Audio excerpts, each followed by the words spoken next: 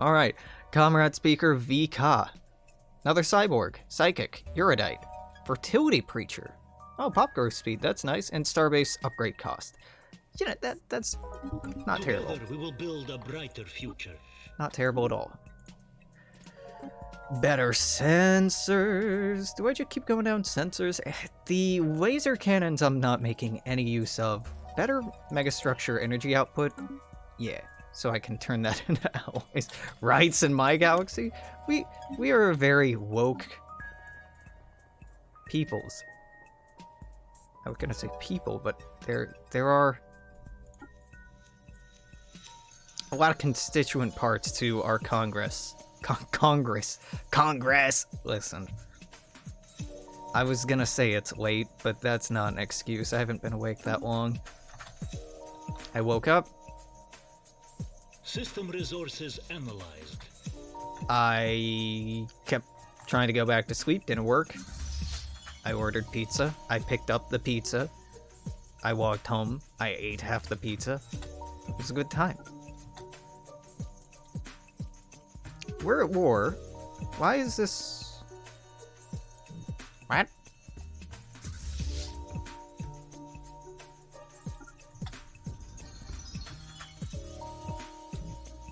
Why are you not going to that? Did the organics take that out? Woke up, got woke. Can't stay asleep. I finally watched Bo Burnham's Inside. I get what people are going on about. It was good, but like, man, that's not a comedy. That's just a creator showing their mental illness and trauma throughout the last year in a very weird kind of exploitative performance piece. It's art. It is hands down art. But I've heard a lot of people talking about it and being like, "Oh, I don't know what to think about it. I don't know how to feel about it." I'm like, watching it was just like oh, I know where this is going. I know where this is going. And yep. Like, this is all pretty textbook. My dude is living through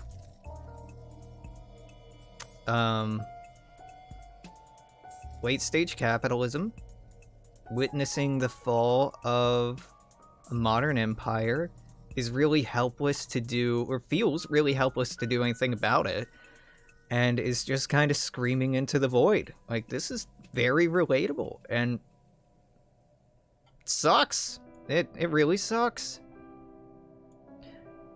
I think, you know, and this is defeating the point, that at the end, even when he's outside, he's still inside, and there's no escaping it. Even once the quarantine is over, none of these things change, and he's still trapped inside of this depressing world that he's been talking about the entire time, and none of the aspects of his mental illness or anything have gone away. It's just a different setting, different venue for it. It's true, but really, fuck, man, a lot of people who suffer from mental illness, you gotta find a North Star, a guiding light. You have to find something to be hopeful about, to work towards. You gotta lie to yourself, because oftentimes hope is a lie until it's manifested, and he doesn't do that so much. It's really hard to self-actualize that. But there was no, like, call to action. There was no, and this is what we need to do about it. Instead, it was just, like, very classic white guy. Everything's terrible and I'm sad about it and I don't know what to do. And, like, the notion of, like, I know it with tongue-in-cheek, but, like, saving the world through comedy. I mean, I get not wanting to renege on the contract. I can respect that, but come on, man. Like, you're a white guy with a huge platform, and you used a little bit of it to be a little woke, to spread a little bit of, you know, education to the masses, but for the most part, it was just really self-indulgent. Really self-indulgent. It was good. It was good. Don't take me saying, it's self-indulgent is a bad thing. It just wasn't, it wasn't an intentionally political piece. It was art, and it was good art. It was very good art. No hope, only distraction. Yeah, and he he definitely had a few segments that were all about that, and it's very intelligent stuff. Burnham is he's grown up a little. I'll be honest, I didn't like Bo Burnham's early stuff because it was all just kind of like, and he talks about this in the special, that it was all just trying to get a reaction and being edgy for the sake of being edgy. I did the same thing when I was younger, but doesn't excuse it. It's not good. In fact, it's just like pretty much straight up bad.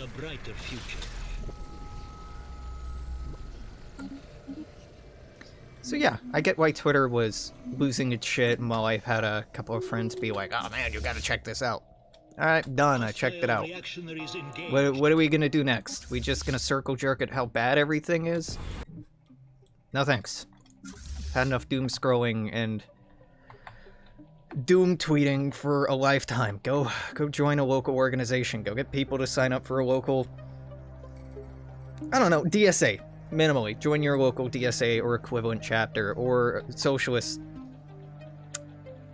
organization, or I don't know, volunteer. Just do something. Unionize your workplace. Try to get people to vote. Have meaningful conversations with people who you think are ideologically opposed to you, using a framework of building solidarity with them and working class solidarity in a materialist lens. Like, there's so much useful shit you can be doing instead of going, oh my god, it's all falling apart and we've been handed garbage. It's true, it is garbage. We were handed trash on fire, that's killing us, that we're trapped in and can't escape, and the only way to change it is actually fucking do something about it rather than losing our shit because, we're stuck in it. Scientific progress attained. Like, it's okay to be a doomer sometimes, but not all the time. Not as an alternative to actual meaningful action.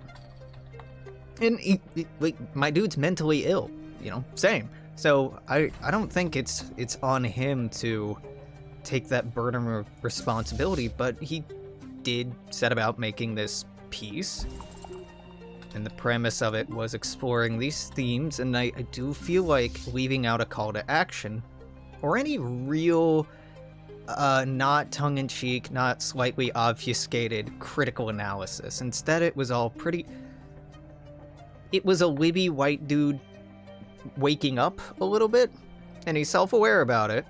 Now, I keep prefacing like he's self-aware because, like, dude, is he ever. My man has some classic anxiety.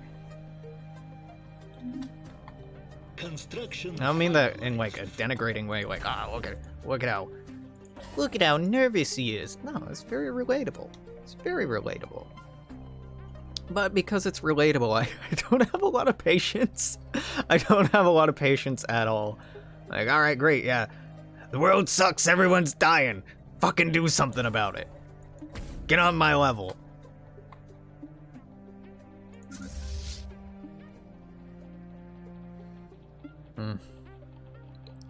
Yeah, that made me think today about, like,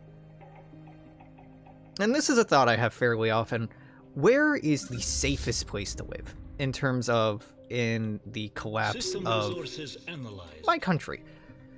I live in a fairly safe place. It's a major metropolitan area, so that's kind of a bad thing. Those don't tend to be self-sufficient. But we have very sustainable electricity here. We have a lot of clean water. We have some of the best water quality in the nation. There's a lot of arable land here. It's very temperate.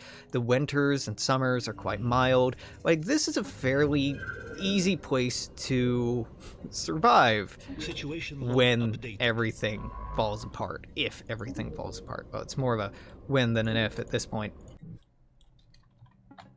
And, you know, there have been studies into this sort of thing done kind of as a joke in the last, 20 years or so, particularly when zombie apocalypse movies and media was like fucking everywhere. I know like Bowling Green, Kentucky was rated as one of the best places to survive a zombie apocalypse for a lot of the same reasons I just listed off. It's pretty small, but it's still decently well developed. It has a lot of farming communities nearby. It has a lot of arable land. It's temperate as far as winters go, as much as you can get in the Midwest.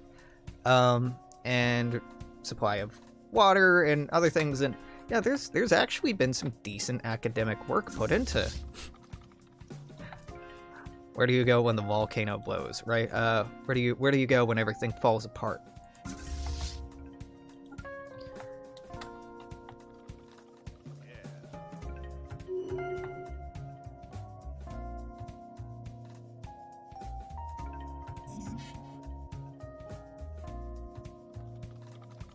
But, you know, to be very clear about this, I don't think this solution should ever or is ever to run away.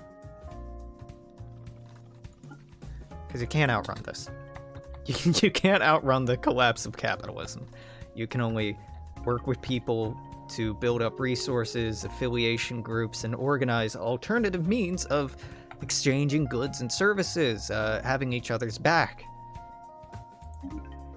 Wait. Widespread xenophilia, pop growth diminished?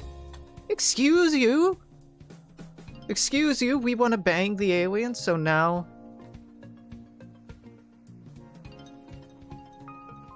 We want to bang the aliens, so now pop growth is slowed down. I guess because we're not biologically compatible with the aliens? Fair enough, that is the rule I have on, but also, like, boo on you. Boo on you, game.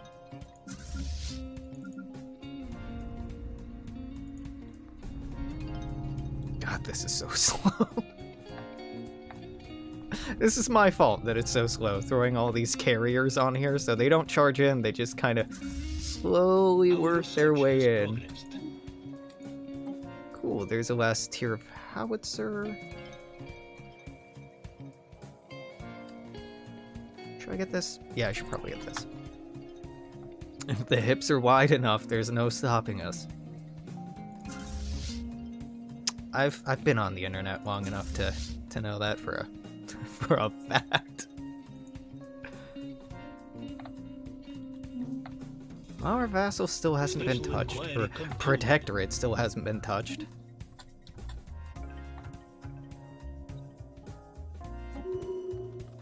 This is gonna be a long one, but I don't see any way that we lose this.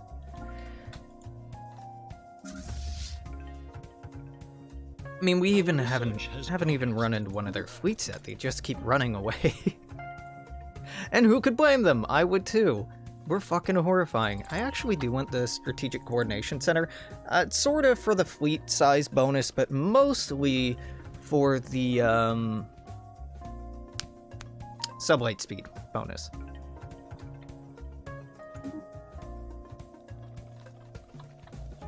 System resources. Say, Alex, are you gonna do some imperialism in the name of border Gornt and hot sex with aliens? I mean, we don't need to acquire space waifus. Like, we have acquired space waifus. They have come to us. Phrasing. Unfortunately, we sort by population. First most populous species, good old humans. Second most popular species.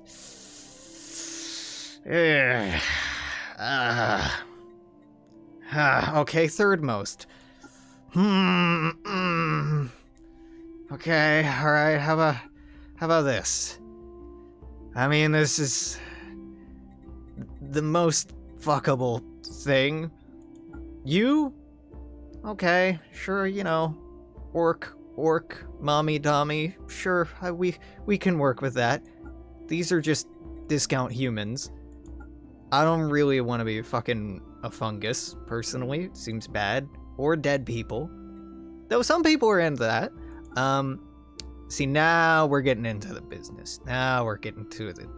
Hey, baby. Those tentacles prehensile? Cloaca stuff? I mean, we can keep going. I gotta say, a lot of the aliens in Stellaris, pretty intentionally not sexy. Except the elves. For whatever reason, they definitely have the elves going for the ooh-woo look. And the blue humanoids with, like,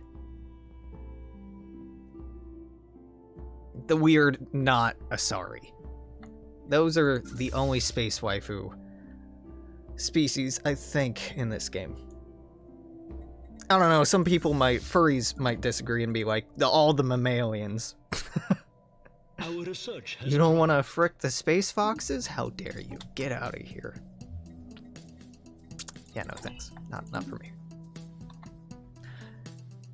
Let's see more broadly.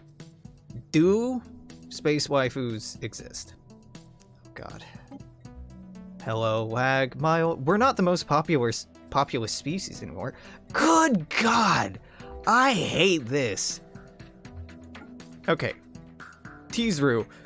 1, 2, 3, 4, 5, 6, 7, 8, 9, 10, 11, 12, 13, 14, 15, 16, 17, 18, 19, 20, 21, 22, 23, 24, 25, 26, 27, 28, 29, 30, 31. 31 subspecies. 31 subspecies of rock people. I hate it. I hate it. And then humans, so we're only the second most populous.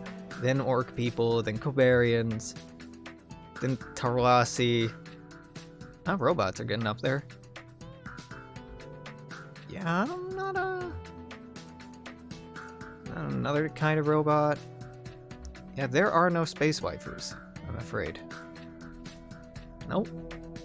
Wait, here we go. But none of them exist.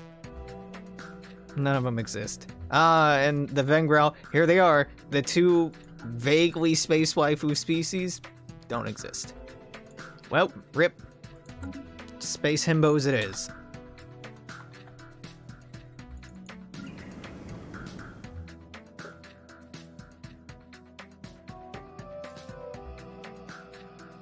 What about you? Here, you get more of that, I guess.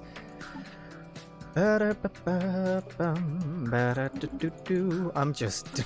The alloy market is never gonna recover from me building a fucking Dyson sphere. I'm just gonna drive up the prices like crazy.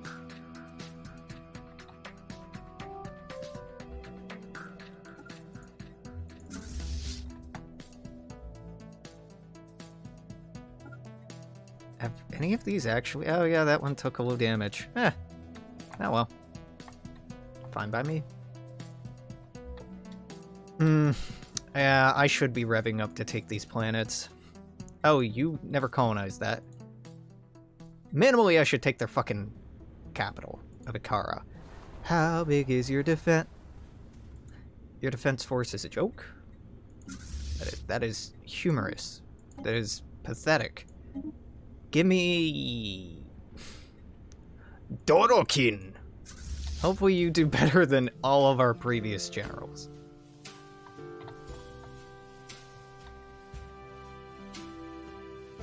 I don't know how many of these we're gonna do tonight. The other night I did, effectively like 3 hours. I want to get through this war. That's the goal for tonight. I want to get through this war. This meaningless war over a relic I'm never gonna use because the relic I have is crazy powerful and there's no substitute. Zimidoris, you've declared war on Karzu as well? Together we will build a brighter future. Well, good for you. That's a smart move. Let's get veteran crew. No. Bigger fleet, even larger fleet. I am gonna pause here. My habitual pausing is making this take longer than it really needs to, but well, them's the breaks, baby. Them's the breaks. Yeah, I feel bad that console editions have to wait so long to get stuff that that we take for granted on the PC. Makes sense that it takes a while to port, but that is a little rough. What do I need more of? Research and alloys, yeah. Hop in one of these bad boys, upgrade this, call me in the morning.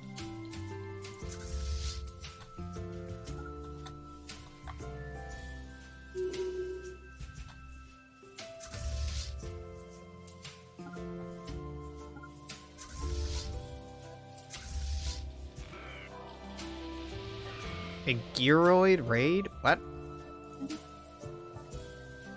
You're raiding me. You're raiding me. Okay, I'll see you in about 50 years when you get here.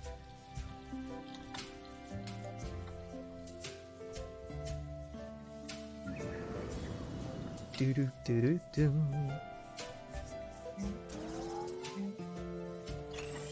Up ba bum. Boop, boop, boom. Yeah, Federations is pretty important.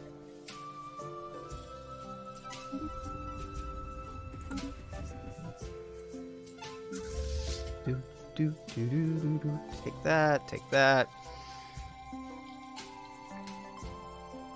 What are you two even fighting over? Yeah, definitely extend that deal. What are you doing? Why are you fighting? Yeah, sure, Connecto, whatever, I don't care. The Surveyor Wars.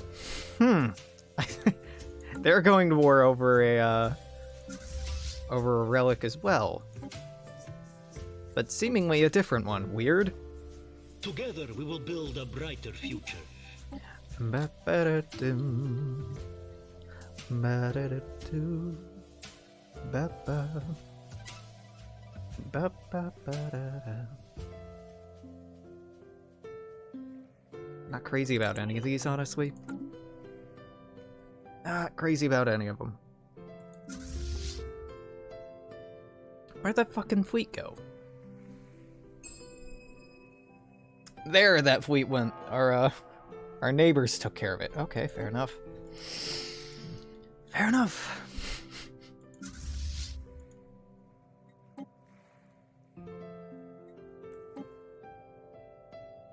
Commencing workforce liberation. Yep, still nothing to care about. Their allies, they might be coming to help, but it's gonna take a long time.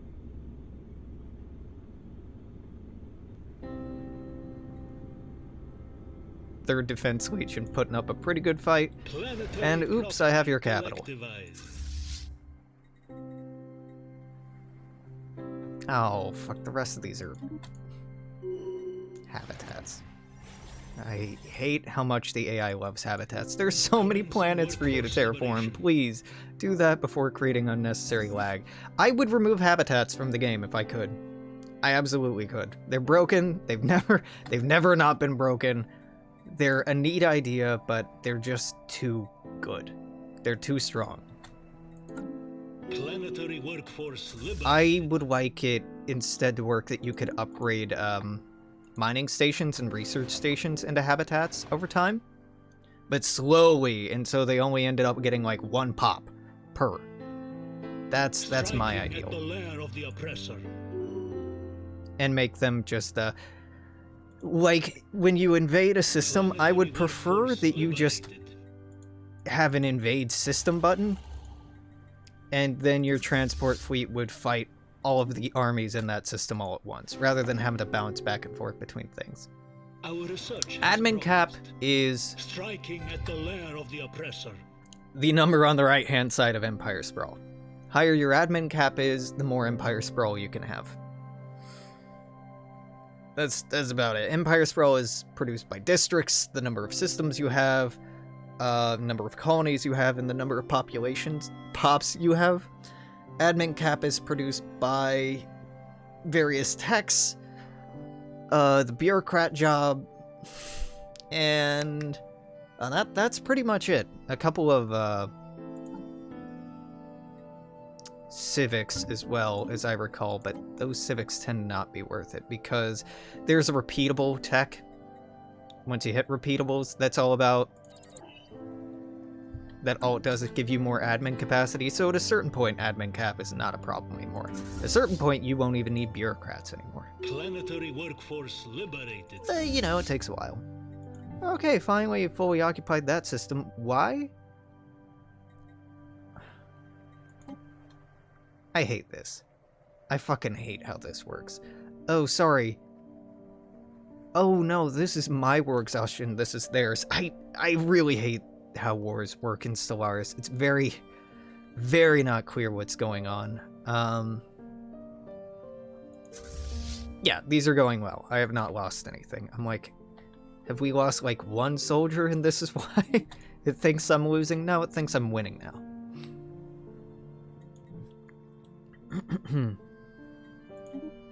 Energy surplus, yeah, totally a thing I care about.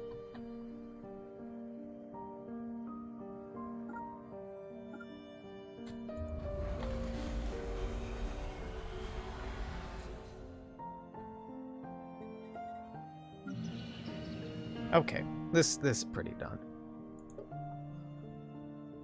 Yeah, the enigmatic fortress.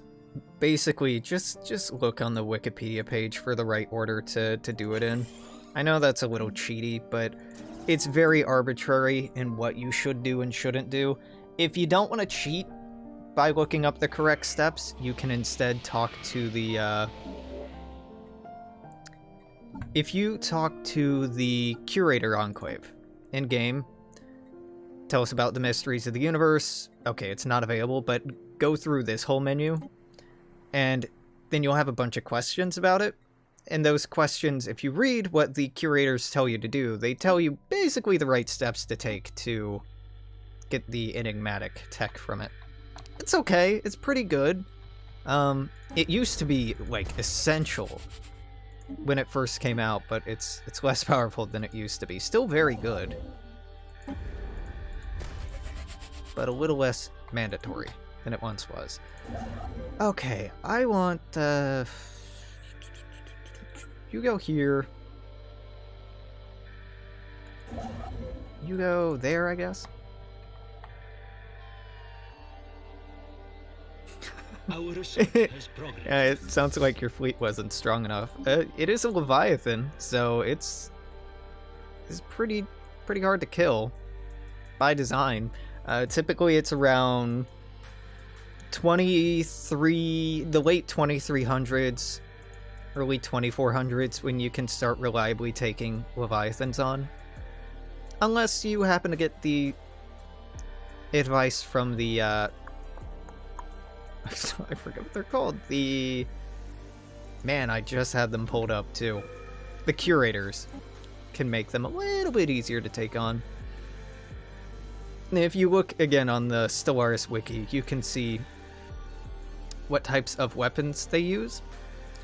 And then if you look at what kind of weapons and defenses they use, you can specialize your fleets for taking advantage of that. And I honestly don't remember what they use. I don't do that so much. That's how the game is intended to be played. Like, you have to dynamically redesign your fleets depending on your enemy, but that's not really what happens. Why do you hate the Curators? They're amazing. The Curators are great. This research bonus... No, you just haven't run into them soon enough. Yeah, Curators are great if you run into them early on, but also Curator, Curator Leader is absolutely amazing with the bonuses they give. Yeah, the Curator techs aren't why you want the Curators. That's like icing on the cake. But Curator, property collectivized.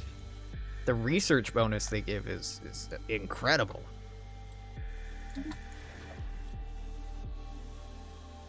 Very good. Very, very good. Striking at the lair of the oppressor. I always get confused when I see new stations haven't been upgraded. I'm like, oh god, I've been slacking, and then I realize they're not mine at all. They're not mine at all. That one? Go take that one. Yeah. God, I wish I could just queue these up. Or just have this automated. Hey! It's Shroud time, baby! meditate here for a moment. Precog interface. There it is. There's all of the text. There's all of the things that I needed. Oh, but I haven't researched precog interface. Right, we'll do that next. Precog interface and AI, they're comparable. I think precog interface gives better tracking, if I recall. And AI gives better fire rate? Fire rate is better if you're fighting bigger stuff. Tracking is better if you're fighting smaller stuff. Tracking is just good. They're both good. Yeah.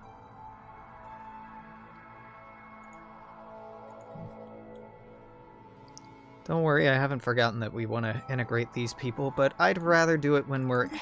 You know what? I have enough influence. Hey, nerd. Yeah, it's gonna take like 5 years anyway.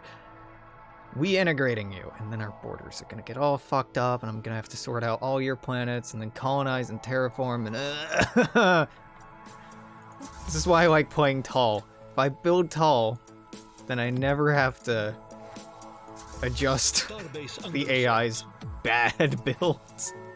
But as you start expanding, you have to deal with the AI's mistakes. Well, they're not mistakes. The AI's doing them on purpose. The AI's little, Yeah, I'm sure that there are planets in here that can be terraformed and haven't been colonized. I'm sure they built just like the person we're invading right now. Habitats that they haven't settled because the AI will just build habitat after habitat after habitat but not settle it. Like, the AI is fucking stupid. It's very stupid. Like, for so many reasons, I just want habitats to not be in the game. They were a mistake, and the game was better without them. Okay, you're gonna take that. Alright, that's a shame. Y'all got any important systems left? That looks kind of important. I'll fuck with that. Okay, we have taken that one. See, like, this is the third or fourth habitat that they built but never colonized. And I know that they have colony ships sitting around. Like, there's one here, there's one here, there's another one here. 4. Yeah, they have at least 4 colony ships sitting around not doing anything, and at least 4 habitats they haven't colonized. And it's not because we're at war, because they were sitting at our border not colonizing anything when we went to war. It's very, very dumb. It's very, very dumb. This isn't EU4 where the AI will fuck up building slots of every single province.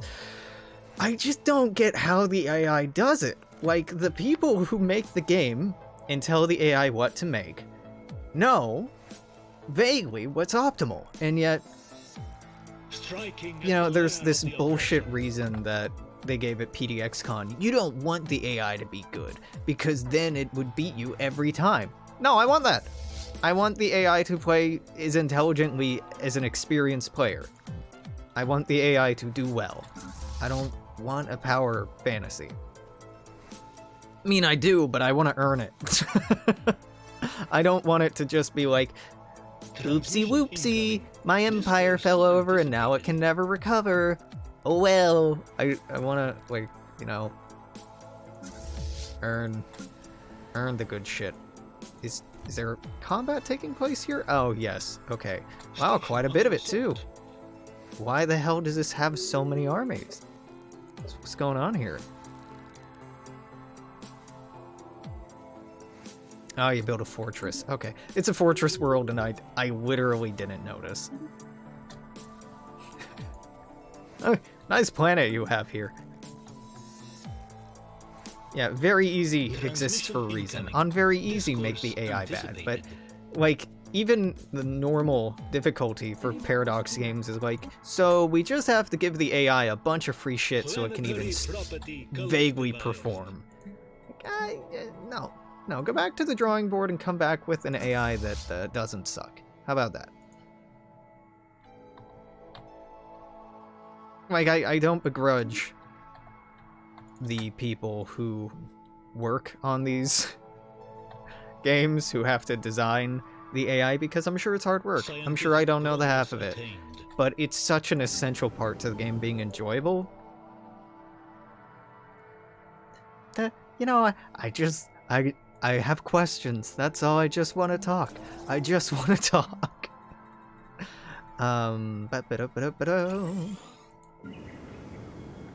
Pump out one of these. What is that? Volatile motes. Yeah, we got double digits of that. We're good. We're good. Oh, I already have both of these. Well, then I guess upgrade that. Transmission incoming. Discourse anticipated.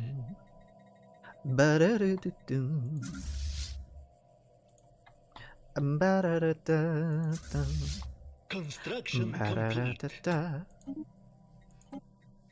7,000. I still don't have those L-gate insights, and I never will. Well, I may, but not anytime soon. Juggernaut sucks. Juggernaut's so slow, it's really not worth it. I'm really doing a lot of like, this sucks, that sucks, this sucks, that sucks today. I'm not mad, I'm not feeling negatively. Just like, oh yeah, that's not very good. Yeah, that's not very good either. Well.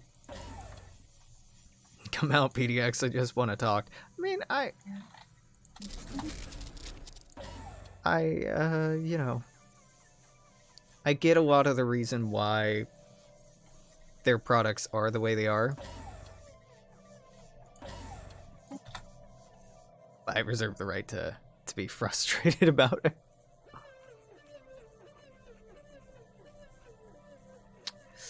Okay. Oh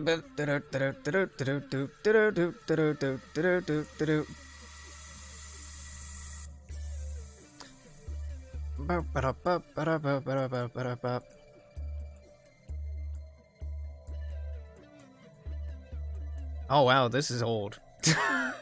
Yeah, this is 2017. I'm scanning through the YouTube video you just linked. I just got to this. Striking at the lair of the oppressor. This ain't right. Haven't seen this in a long time. This is ye old Stellaris. Yeah. God, I remember how fucking painful it was to play Stellaris back. If you go watch my series on YouTube, that's me playing through Star Trek New Horizons. The mod's great. Stellaris is painful when you build it that large, though. When you scale it up that large. Like, the number of planets I had to go through and rebuild the same thing over and over and over and over and over and over and over and over and over and over, and oh my god, it sucked. It's the same kind of bullshit I have to be doing with these planets. And they're like, oh, the Sector AI has been improved. Sector AI has been improved. It's been in the patch notes of every fucking patch since this goddamn game came out. And it has not been meaningfully improved. It still sucks. It's still garbage. I don't understand how it's still garbage. It used to be, like, irrationally bad. Now it's, like, kind of rationally bad, but that... I'm sorry, there seems to be an important fleet battle going on here. Just watching these dissolve, and in total they've dealt less than 3,000 damage? Yeah, that seems about right.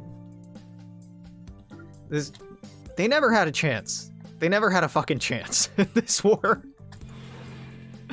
The only one who potentially stands a chance is this giant fuck over here. And the only reason that they are vaguely competitive are all the bonuses they've been getting from the dynamic difficulty mod. I'm pretty sure I could run roughshod over them as well because their ship designs probably aren't that good. I haven't scaled up my my economy to the breaking point yet. I haven't been expanding as much as they have.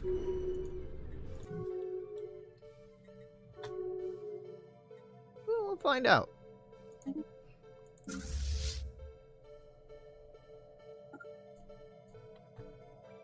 You landing? Oh, you already landed. Okay, yep, fair enough. Y'all just want to surrender? Please, God, just get this over with. I don't want to do this anymore. This is me in every fucking Stellaris war. Can you just stop resisting? I've won. I would like to... I want to go home. Just want to go home, game. Let me leave. Let me leave. Scientific progress attained. Someone came in, they might think I hate the game. Yeah, no. But that's fair. I don't care. If you look at some of my old stuff, I used to hate on Stellaris a lot more than I do now. Because the game used to be a lot more agonizing to play.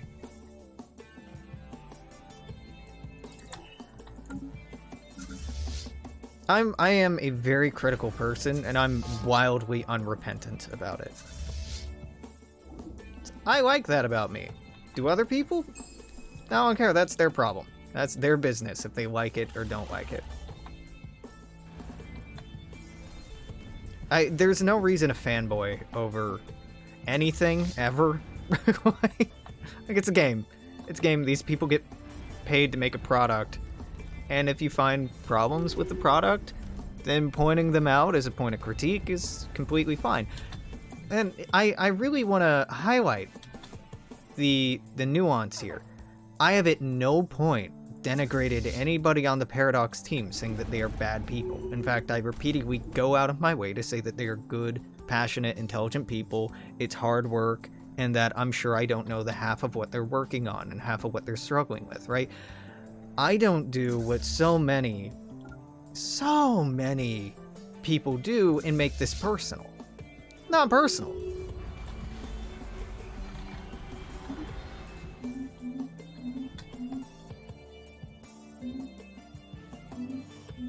Can you count us down? What, like, so you...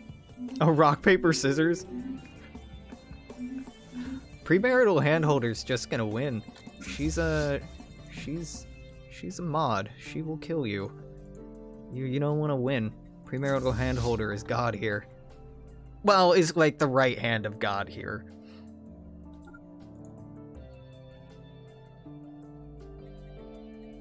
Premarital handholder, they are not to be fucked with. It's like playing a game with a cop. Like, even if you win, they have extrajudicial violence.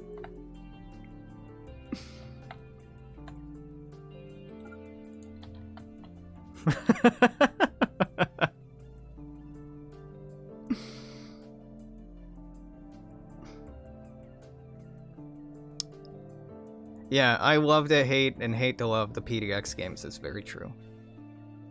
Technically, God has several right hands, but all the others are boring and never commit mod abuse. Yeah, that's true. I mod people pretty liberally. Like, I know you're a leftist. You've been here a while. You're a mod. I know you IRL and trust your judgment. You're a mod. But oftentimes I'll just see people in chat and just be like, oh, hey, and then forget to mod it. And none of you ever actually have to do any modding work. Because it's a small channel, and if people are in any way shitty, I'm real quick on that ban button. Because I don't want to deal with it. I don't want you to have to deal with it. It just, you know what? Our lives are better if I'm just a unrepentantly mean streamer. I'm good with it. I'm good with it. But yeah. God, this game runs like molasses once you start getting into late game. Good lord, it slows down quite a bit. Hey, there's a lot of I mostly follow larger channels. There's some great people out there, great work, but the way that they put up with bullshit in their community or stay quiet on things because it's good for their channel to not get into controversy or not get into fights over stuff or to not ban people on their first offense or whatever. I ain't in love with that. Like, people having to put up with really a hostile work environment or a toxic work environment just so they can stay profitable. that blows, dude. Streamers shouldn't have to put up with that shit. Scientific progress attained.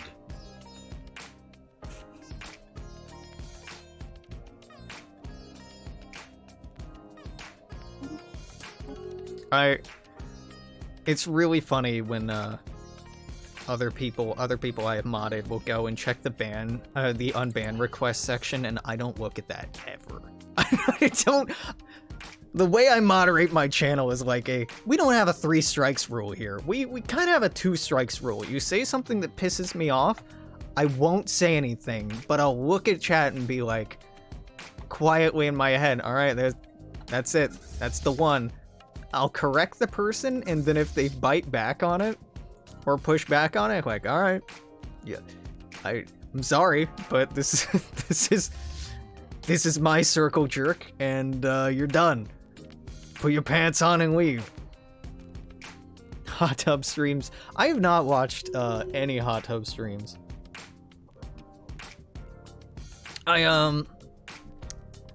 Man, I've seen the rhetoric around them go all over the place, from like otter streams, sea otter streams, to I follow some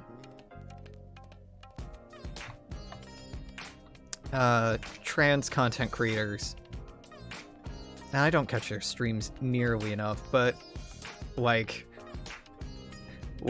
one of them, she was streaming in a hot tub stream for the first time, and she put in the new trans tag on her stream, and all it was like incredibly mean, incredibly toxic, classic 4chan kind of shit.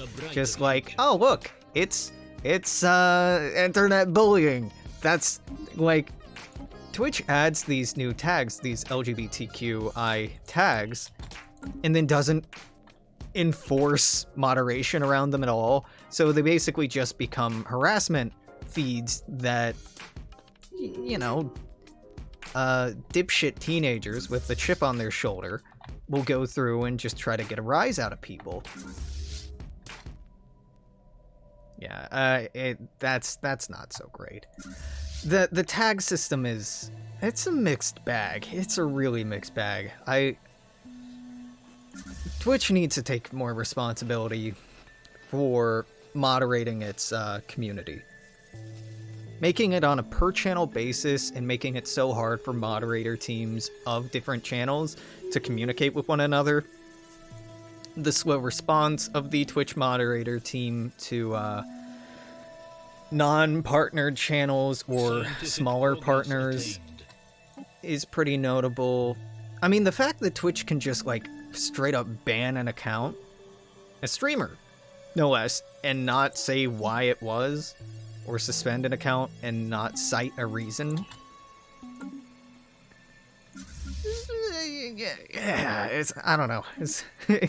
There's some work to be done. Want to live in the timeline where hot tubs is just all himbos. It could be this one. It could be this one. I mean, it seems like a lot of people are just being harassed off of the tag, so may just be that it ends up being you know, like y'all were saying, a meme at the end of the day. Striking at the lair of the oppressor. Yeah, himbo is bimbo but male. Is typically himbo is like large, attractive, muscular guy, but not just in a like hard muscle, but also like soft kind of way. Kronk from The Emperor's New Groove is typically the go-to example, like sweet and kind, but also big and tough, and also like dumb is a part of it. Yeah, the himbo thing, you know, that's only like a year or two old, right?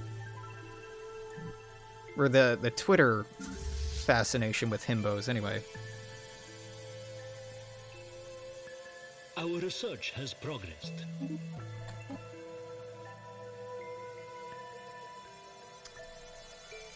Just more storage. Just keep giving me storage.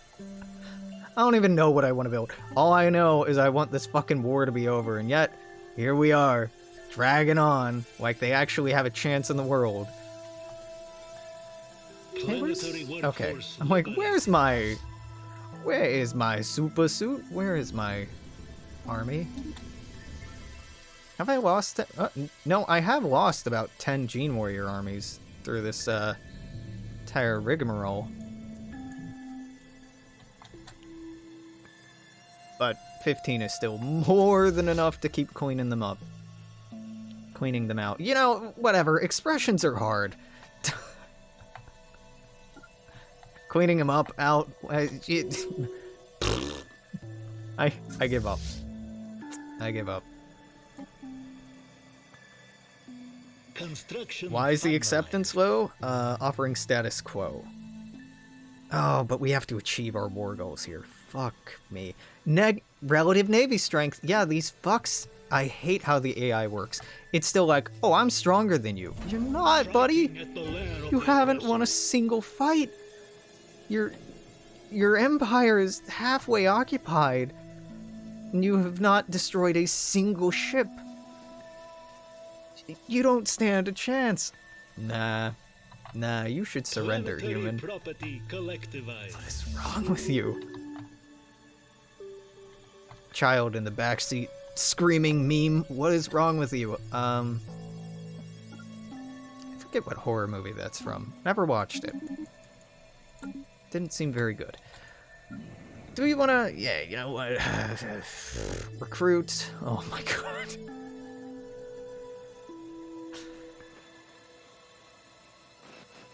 This is...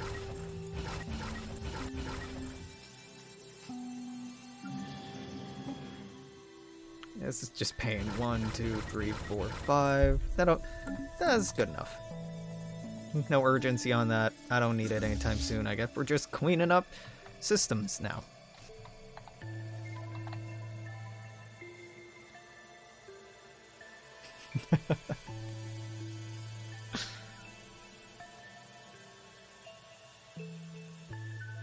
How long until premarital handholders screen name changes to Oh man, I had a joke. Himbo Connoisseur. There we go. Himbo Connoisseur 2021. I forgot the word connoisseur mid-sentence. That really speaks to how my brain doing.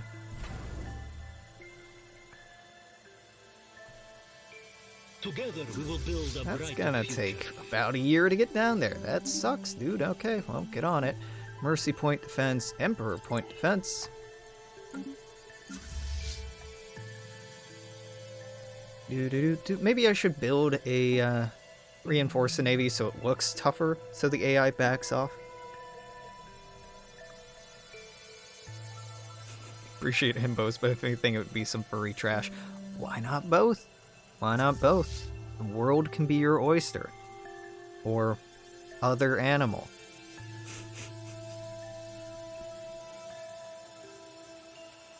The world is full of potential. Be the trash you want to see in the world.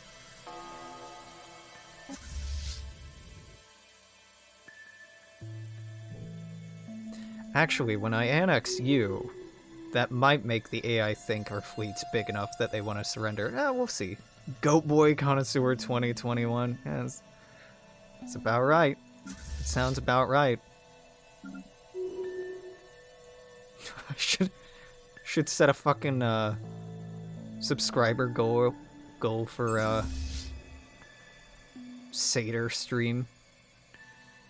If we hit 100 subscribers, I will dress up like a goat boy.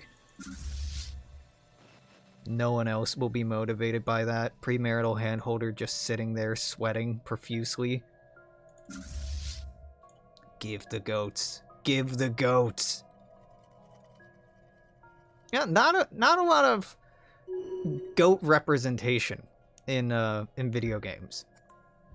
Like actual goats, yeah, but like anthropomorphized goats you kind of get that with the Draenei from Warcraft, like a little, but not really. Like they got the whole cloven hoof thing going on.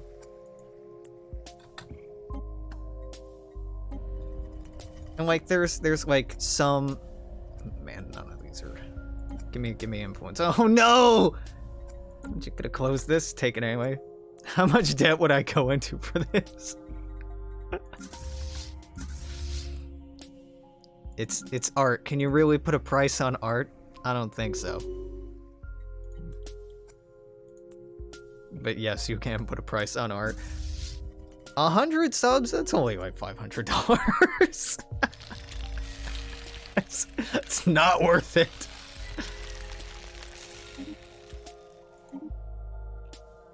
Not worth it at all.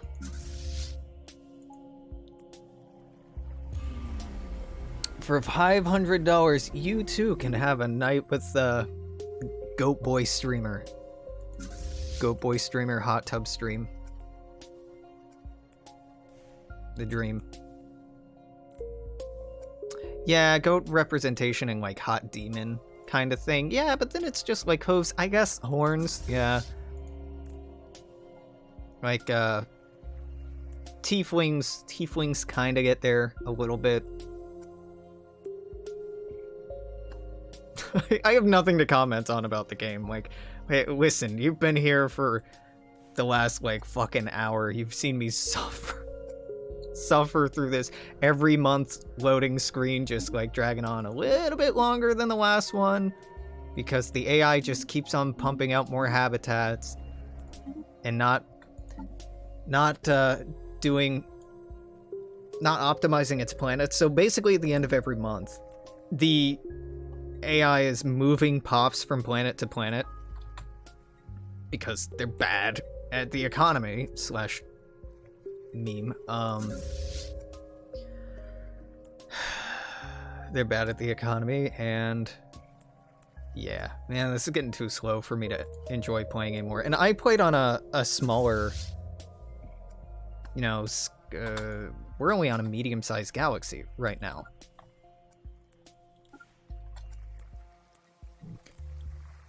It's getting a little too slow to be enjoyable. This is a problem I hit with Stellaris pretty consistently, is like 1 1,000, 2 1,000, 3 seconds every month. Oof. Cuddly hoof boy. Yeah, I think. Jesus, this is painful. This is painful. This is very painful. Can you not, game? Can you just fucking not? Like a lot of incubi and succubi media is all about like, ooh yeah, they gon' frick. But like, summoning a demon for intimacy or companionship, that seems like it fits the lore pretty well. Scientific progress attained. Though there's probably some other hyper-specific kind of demon that just slowly sucks your soul away while, you know, giving you those cozy vibes. Give me that. Do I need it? Stellaris and Hoi 4. What's optimization?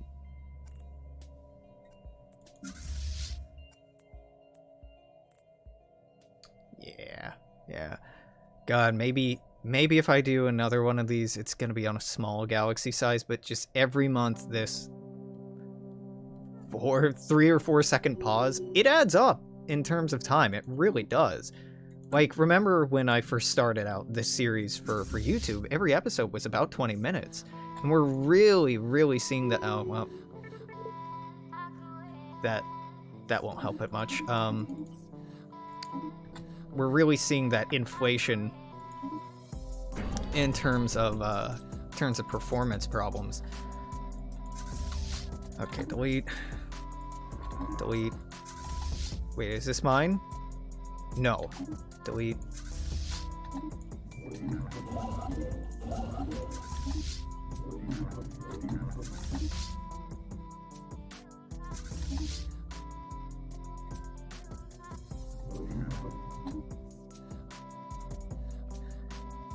Okay, delightful. Now I just have to clean up all your fucking shitty stations. So let's just get rid of all these. What are these fucking stations? Oh yeah, trade value. Yeah, collection range, trade value. That's what you really want? Trade value sucks, dude. Just ignore it. It's not worth it. But apparently that's like all the AI was focusing on here is trade value, trade value. Imagine having gun batteries when you have access to the trade hub. There's no reason to do this. It's just bad. It's significantly worse. Get out of here. Downgrade that. Okay. Have I cleaned up all these fucking stations? I think so. Now we gotta look at the planets I inherited. This is one of mine. Yeah, okay. What do you mean unemployment problem? Worker? Tisk tisk. Can I build ministry? I can build a ministry of culture. That's not my one. Fitzroy's world. It's a tomb world. It has get rid of that. No, you have robots. Son of a bitch. I hate robots. Okay. The meta is that they're good. My opinion is that they're bad.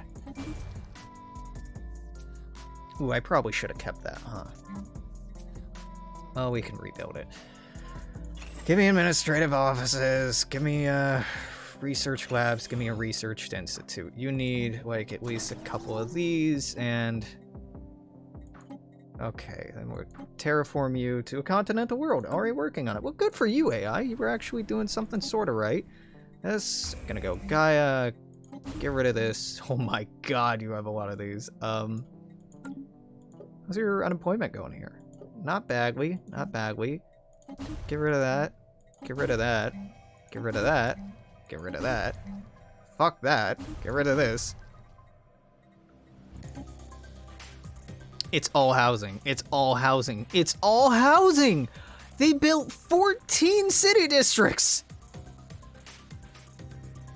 Oh my god, what in the fuck?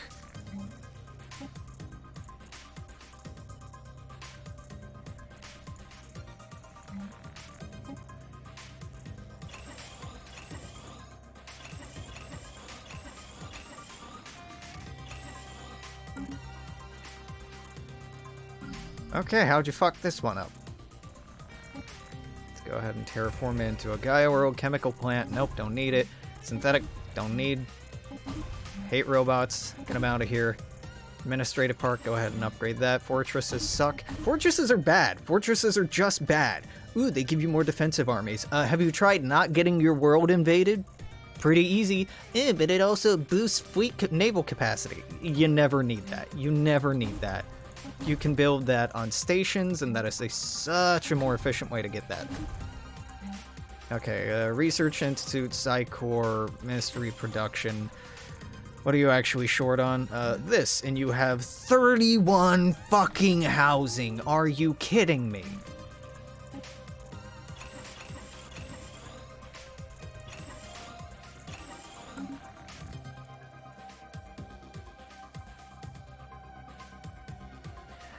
How does monthly trade work? Ugh. Not well. The short answer is not well. So trade value. Trade value is... It's such a dumb system. Turned into something. Trade value comes from pops, their jobs, certain planet deposits, and once you connect things in a trade network, all of the trade value in that network goes to the central point. In this case, it all goes back to Sol. Then once it hits Sol, depending on what policy you have for trade, it gets turned into something. So for every point of trade value we get half of an energy credit and 1/4 of a point of unity. So Sol is producing, or Earth we have about 85 energy credits, and like 40 to 43 Unity per month. It's not good. It's really, really bad. It's really bad. It's a performance hog. The trade system, it's a huge performance hog. Like, when this was first introduced to the game, it was a huge performance problem. And it still is. It's better than it used to be, but it's a huge performance problem. Like, yeah, it's a useless system. It's a useless system. The one thing to keep aware of is trade will attract pirates, and that's where trade protection comes into play. Trade protection protects a certain amount of trade from being pirated. So the more star bases you have around will add to trade protection, which is why when it comes to star bases, you want to be building... Let's see here. You want to be building hangar bays, because hangar bays add plus 10 trade protection and 1 protection range instead of gun batteries or missile batteries, which I think are worse somehow. No, the mod I'm running has them be just as good. But in vanilla, I think hangar bays are the only one that add protection range, which makes it not just cover that system, but the next one over, then the next one over, etc., etc. If piracy, if your trade value exceeds your trade protection, then you have a potential to get pirates to generate. And if pirates generate, then they spawn in, and they're a whole fucking problem. They're annoying to deal with. Not because they're hard to kill, just because they're tedious to kill. Speaking of, they seem to have a fleet in Karzu, but that space station should be able to deal with it. Osiris. Okay, you're getting terraformed into a Gaia world, and the AI is really overfavoring housing. I hate this. I think this is a mod maker at work being like, well, it boosts population growth, so I don't know, it could just be the AI at work being like, me must boost population growth. Use housing instead of anything else. No, dude, this is just bad for the performance.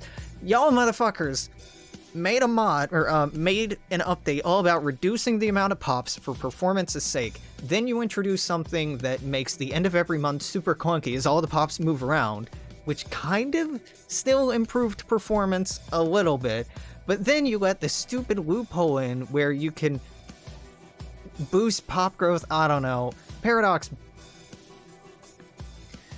you should have stuck to your guns. You should have stuck to your fucking guns and just nerfed population growth into the fucking ground. You should have. You should have been unrepentant about it, and you should have told all the whiny people on Reddit to suck a dick and get over it.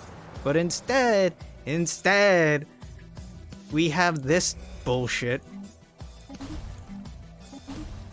Everything is bad, everything is... Oh my god, minus 94 amenities.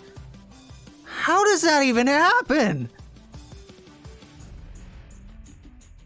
What did you do?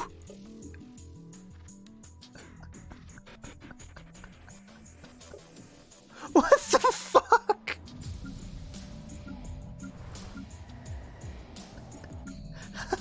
How do you do this? How? How does this happen?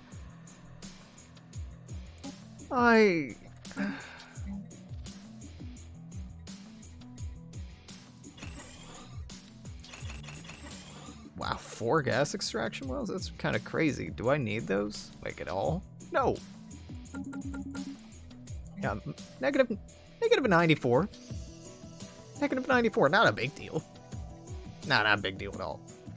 God, this isn't even a fucking big system. What in the fuck? I hate it. I fucking hate it.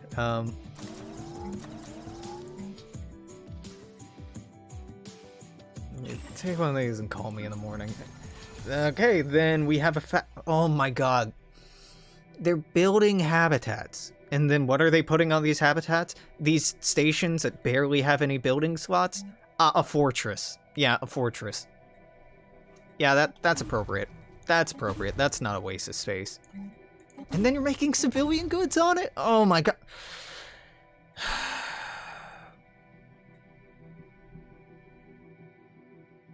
Can I just destroy this fucking station? I don't want these. These suck. These suck so much. They're so bad.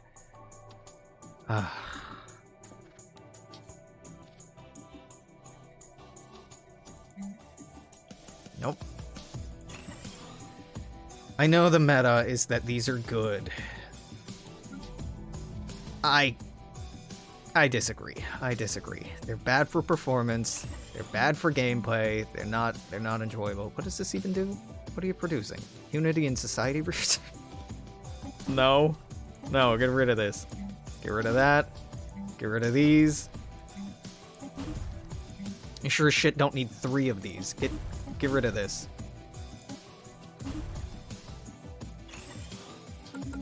Like, upgrade that one. Get rid of this one. Research, Psy-Core, Ministry of Production. Do you have research going on? You do have fucking hell. Better have 54 housing and then not have any energy.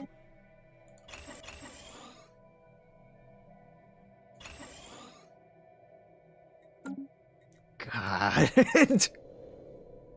This is the shit that I'm complaining about when I'm like, you know, just giving the AI passive bonuses isn't actually helping it. So the AI's taking all this bonus income it's been given and it's putting it into the stupidest, most worthless buildings that don't really benefit it and create an economy that's predicated on a constant stimulus. And that shit don't work. That shit don't work at all. We'll boost that a little bit. Oh my god. Yeah, this just creates a fiery hatred in me. I hate this so much. Because, like, on one hand, I just begrudge having to go in and fix it when the AI is supposed to be able to do this shit on its own.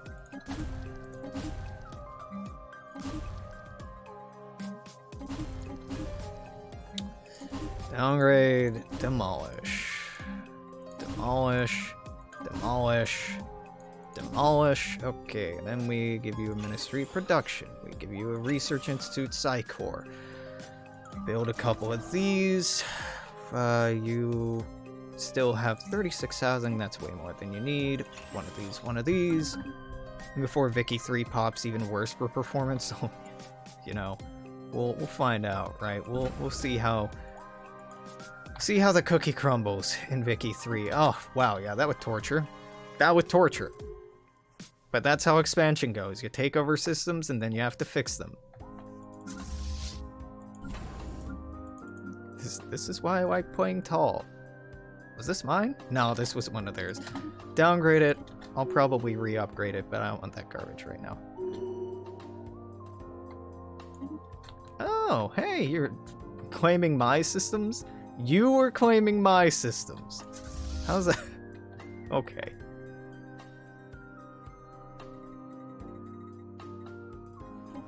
Okay, sure.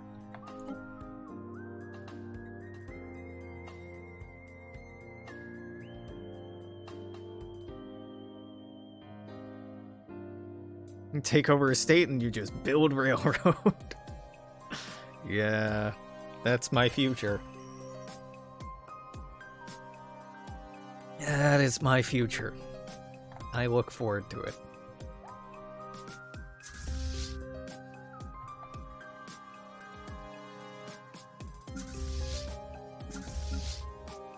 God, that's gonna take so long. Hey, nerds! How you doing? Go here. Yeah, I know I was gonna have you build a different kind of thing, but instead we're just building more gateways. So I can jump around a little bit faster and be less minorly inconvenienced. Don't suppose,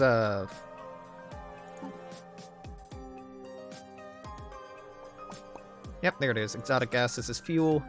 Keep that on just permanently. Fleet advancements. This does, like, nothing, right? Yeah, we're already nigh unstoppable. I don't really need to... You know what, why not? Just for the fun of it.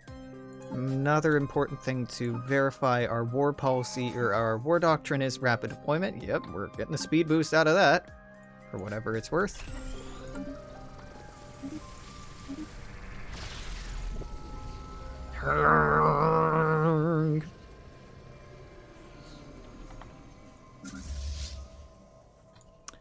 Let's help the game out a little bit here. Show Empire species. Nope, that was Empire species? My god, okay. Apply template. So part of what confuses or slows down the game is how many fucking subspecies end up existing. Well, if we can just narrow that down, that'll be one fewer thing to calculate for the game. One less thing. Yeah, you know. I speak English very well.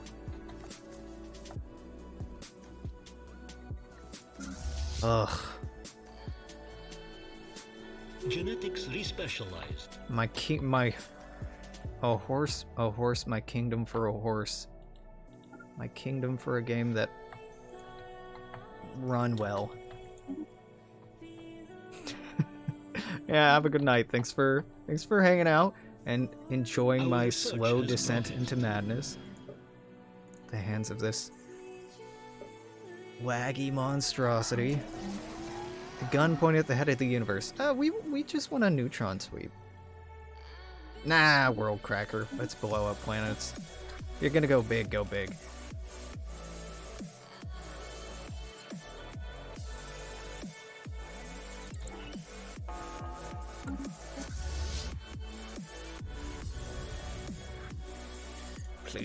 Please just surrender. I want to go home. I want to send my boys home. The war's gone on for too long.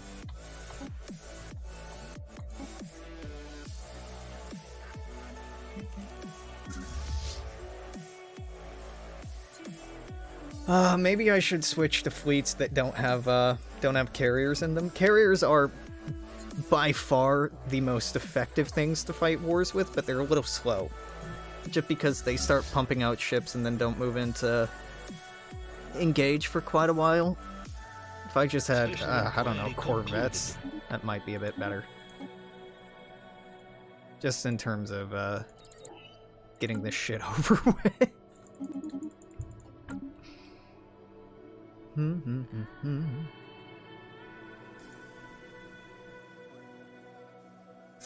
Yeah, I mean, the fact that it's 24 whatever, and the AI are still running around with such garbage baby fleets is just... I don't know what to do for them. They already have such incredible bonuses because of the dynamic difficulty mod. Like, what more could I give you, little shits?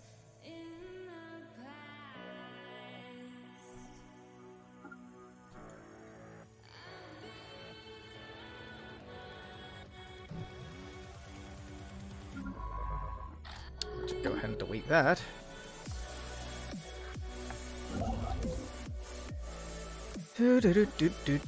Gateway. Is there any reason I'm only building 2 gateways at a time? You know, earlier it was because of affordability for the gateways. Now with 70,000 alloys, it's not a real concern anymore. I mostly just don't want to have to micro that many ships. Indoctrinate this Stone Age civilization. Can't even uplift them because they're Stone Age. Well, alright. You know, just indoctrinate them. That'll help. Yeah, they have dreadnoughts. They're just really bad. really bad dreadnoughts. We're up to minus 18. But again, relative navy strength. They think that they have a stronger navy than me. It's the weirdest fucking thing. I guarantee you don't.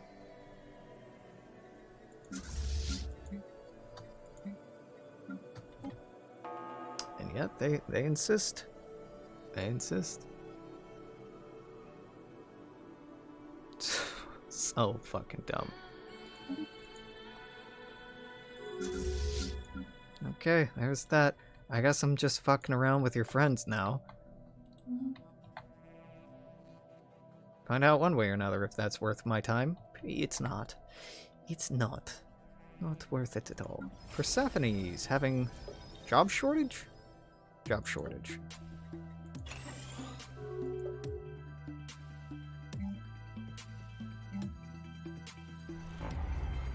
Yeah, can you unfavorite this?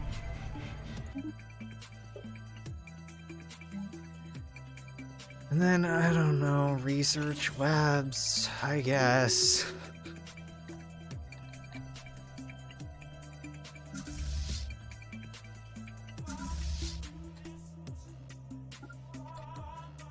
Well, that's a gateway anyway. That'll help me hop around a little bit more, but...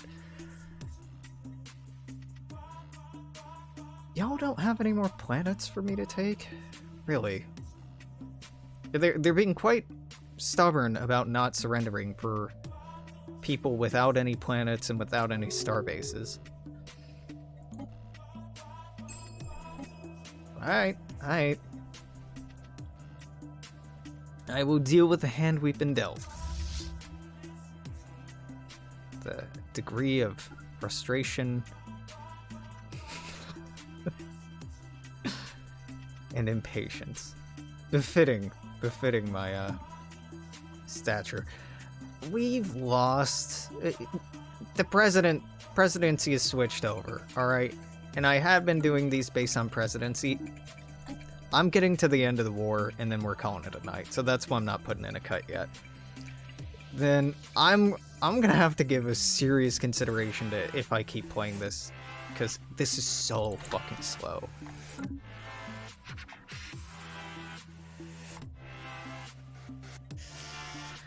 And, you know, I think I'm gonna be happy to take a break from Stellaris for a while after this. I'm enjoying it, and, like, I'm actually kind of disheartened, because this mod introduces a lot of cool text toward the end of the game, a lot of new stuff. It makes the AI perform a lot better. But the game itself, Stellaris itself, still has some significant improvements to make in terms of performance for it to be enjoyable to play on anything larger than a small-scale galaxy into late game. Scientific progress attained. And again, I'm trying very hard not to be overly critical. But, you know, the game makes it so fucking easy to be critical. Sith log updated.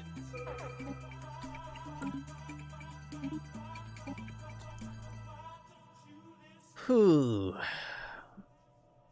Just give me a Stellaris performance mod that takes out habitats, takes out genetic modification, takes out subspecies, just linearizes the shit out of everything.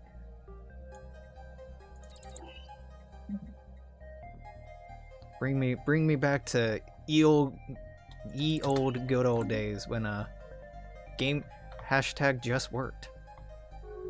It's not broken, right? It's just slow. Slow. What's your deal? -14.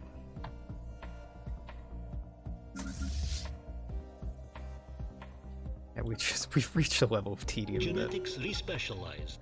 I'm not a fan of. Okay, take that, this, and this, and that, and this, and then holy fuck, look at the number of planets here. 3 planets that they haven't colonized or terraformed. 3. And yet these motherfuckers are still building habitats that they're not using all over the place. Honestly, I think I've actually seen a marked improvement from applying these templates and simplifying the number of subspecies we have floating Situation around. log updated.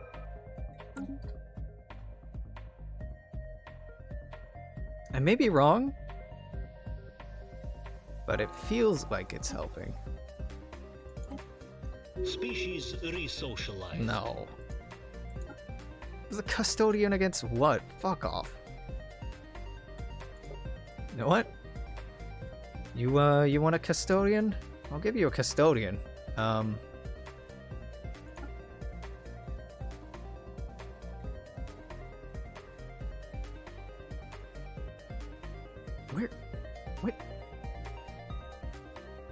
Galactic reform? It's a galactic reform, right? Yeah. Me is custodian. How about that, huh? Huh? You know custodian. Me custodian.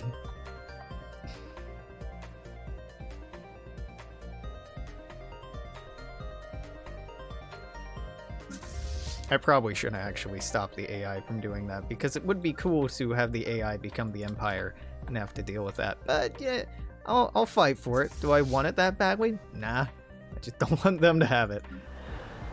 Oh no. Oh my god, look at this garbage.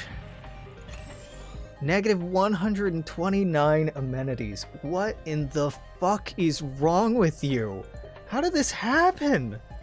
How on earth? This is pathetic. This planet is a goddamn joke.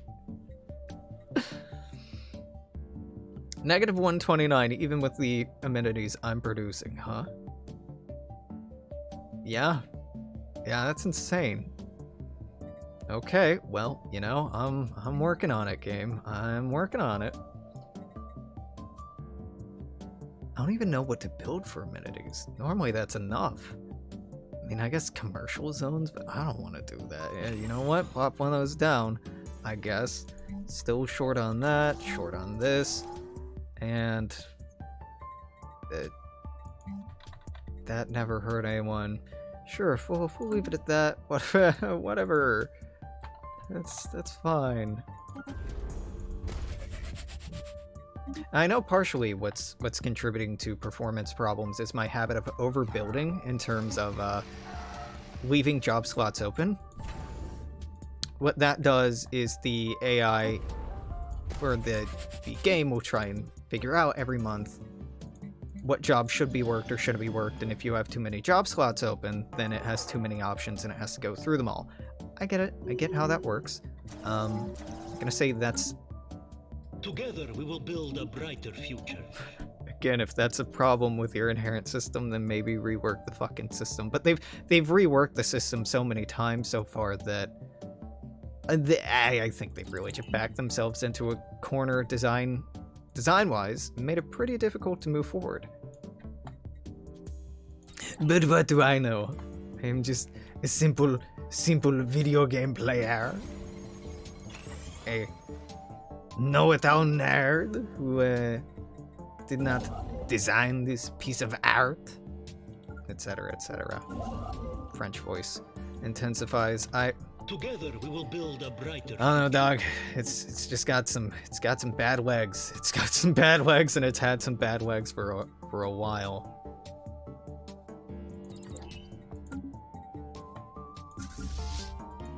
Can you please just surrender? It's at negative 18. My war exhaustion's going up faster than theirs. What? Why? Why? Just attrition, I guess. Okay, sure. Yeah, that makes sense. The attrition I'm not taking. All the stations I'm taking don't really count for shit except this arbitrary thing called attrition. Month late, but Newsmax mocked Biden for giving a dandelion to his wife. I didn't know they mocked him. Yeah, I guess calling the senile man senile got old. Like, he's just... Man picked a flower for his wife. It's cute. But president shouldn't be cute. President's supposed to be, I don't know, yada yada yada, toxic masculinity, ta-na-na-na-na. It's very dumb. Like, it's such a it's not a news story. Like, get mad at Biden for increasing ISIS funding. That's a good thing to get mad at him for, or hold him accountable for not doing anything about student debt, or like any of the other promises he's completely dropped. Any of them. But instead of like just stupid, performative, superficial bullshit that they talk about. Real president would fly to Syria to behead insurgents. Yeah, totally. It's very dumb. It is very dumb. American politics are very frustrating and stupid. I actually think that I've increased performance pretty Shitlog updated.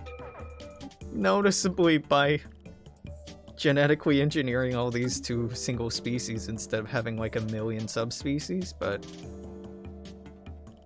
if that's the case, then the game should just limit the number of subspecies to like the 3 most populous. And not let you just keep creating them indefinitely, because that seems like a performance problem.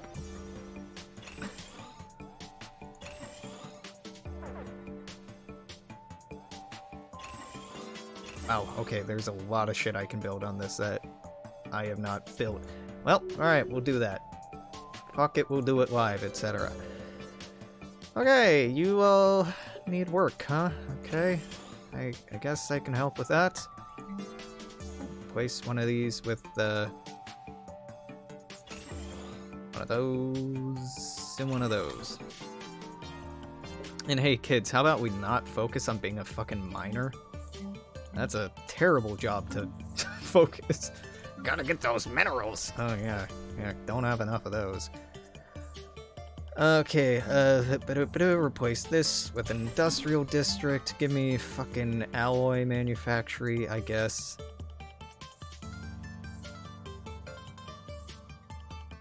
No, Ministry of Production, yeah. Research Institute, yeah.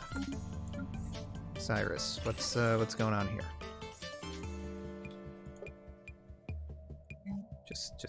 Just need more jobs, Captain. Okay. Our research has progressed. That is more jobs. I don't even know what to build here. Another research lab, I guess. Just do something and leave me alone.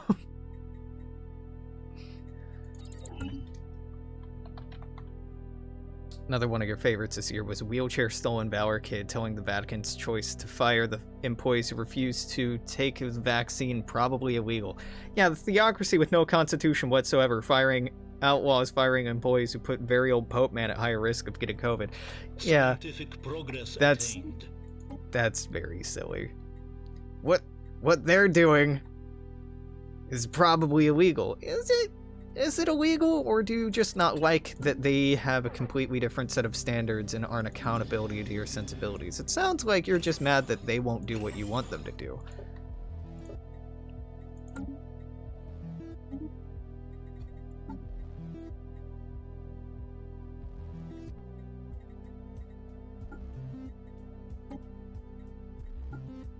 Shitlog updated. Boop. I think, obviously, if you can get vaccinated, you should get vaccinated.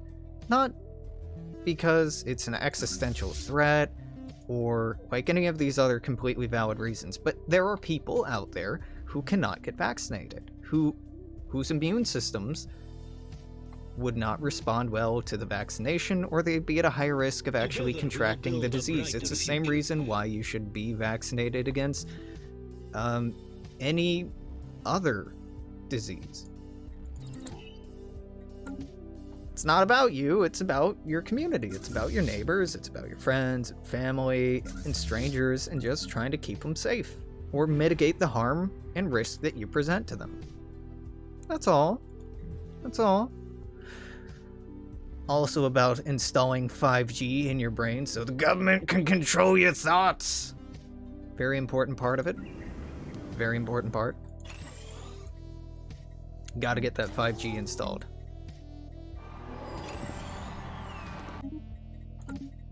Okay, unrest on one of these planets that the AI ran into the ground. Yes, but that's my fault. Let's blame the human for annexing them when the human had nothing to do with the problems that the AI created. Yeah, you're right. Fuck me. I should have been able to step in immediately and fix all these problems overnight.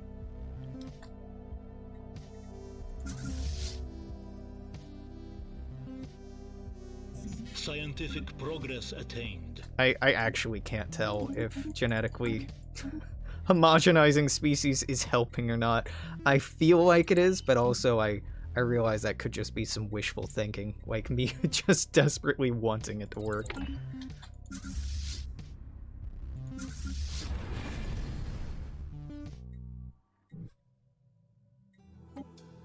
We're at -14. Oh my god, this is slow. If they think their navy's stronger for some fucking stupid, dumbass reason. Okay, can I make any more big ships? No, in fact, I have too many dreadnoughts. Okay, well, could have fooled me. Let's reinforce this, and...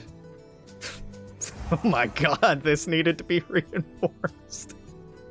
Let's reinforce that. That'll help the relative fleet strength quite a bit. Increase ship speed? No, okay, not yet.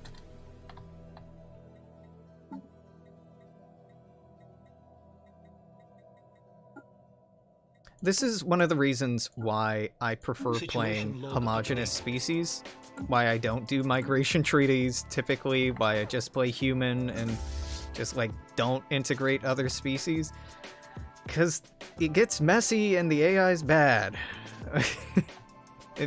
It's bad for game performance. Species resocialized. Okay, that's only one. That's only one. Oh, God. Apply template. They have like a different subspecies on every fucking planet. Hello? I clicked the button. Don't get me wrong, I clicked that button. Click. There we go. 1 1,000. 2 1. Click. 1 1,000. Love waiting a second and a half for my clicks to go through. Love it. It's a good time. Do you by chance consume the content of young Northern Lion impersonator known as H-Bomber Guy? Heard of H-Bomber Guy. But no, not regularly. I thought you were calling NL young there for a second. I'm like, oh, that's generous of you, but... He's a dad. No, strikes it rings a bell, but not much of a bell. Why do you ask? The anti-vax video today? I was unaware there was a specific anti-vax video. This doesn't look right. Okay. Oh my god, look at this. Love to have about 1 million fucking species. It is cool, but this pie chart has ceased to have any real meaning.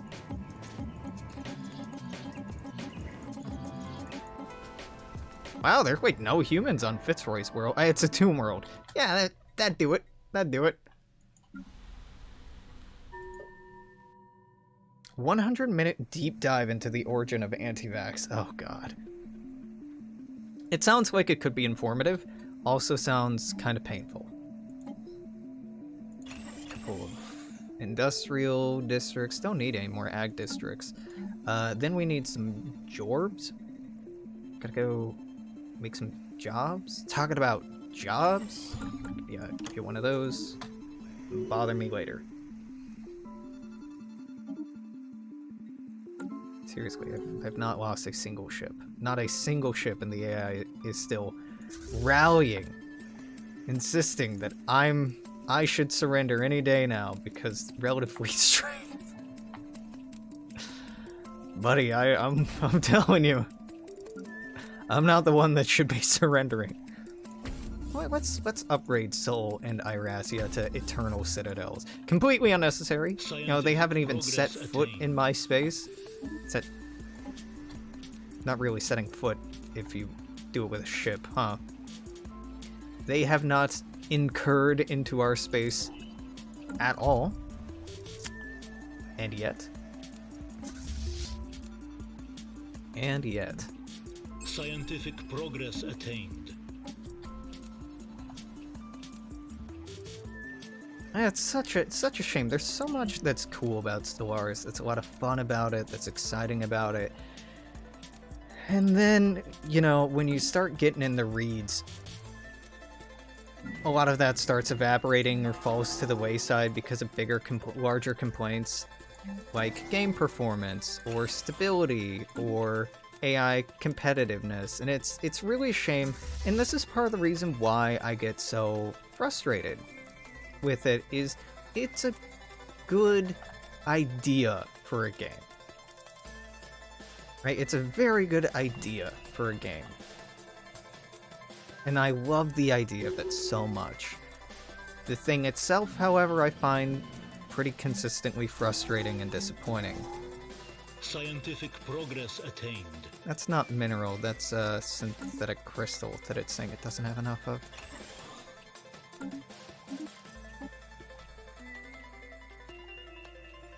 It's like rewatching through Star Trek Enterprise and it being like pretty okay, but you know it could be better.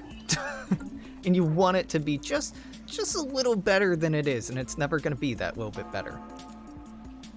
Or watching through like one of the last seasons of the Stargate series and being like, man, if only they didn't cancel it. If only it were better. Together It's not. we will build Turns a out bright future. Nutjob ex-doctor, greedy ex-doctor, and a greedy lawyer have caused more damage to vaccination rates worldwide than everybody else combined. Yeah, I remember studying this shit in college. That it was like one particular guy who had no idea what the fuck he was talking about, writing a paper on this that was not peer-reviewed. It was not supported at all. But then like Facebook moms got a hold of it and started shedding it around like, oh, this is true, and anti-vaxxing started getting popular because of that. Generally the notion was, if I'm remembering correctly, oh, there's so much harmful toxins in chemicals. If you ever hear somebody talking about toxins, be wary, because toxins isn't anything. A toxin can be anything. Potassium, something you need to live, is toxic at certain levels. Oxygen, at certain levels, is toxic. Anything can be a toxin. So people throwing that around like it means something are selling you a bridge, right? They are manipulating you. They are trying to trick you. Or they're trying to scare you, and then you being scared they can take advantage of, right? Yeah, so these Southern Californian moms started being afraid for the kids, so it started growing as a cultural thing there.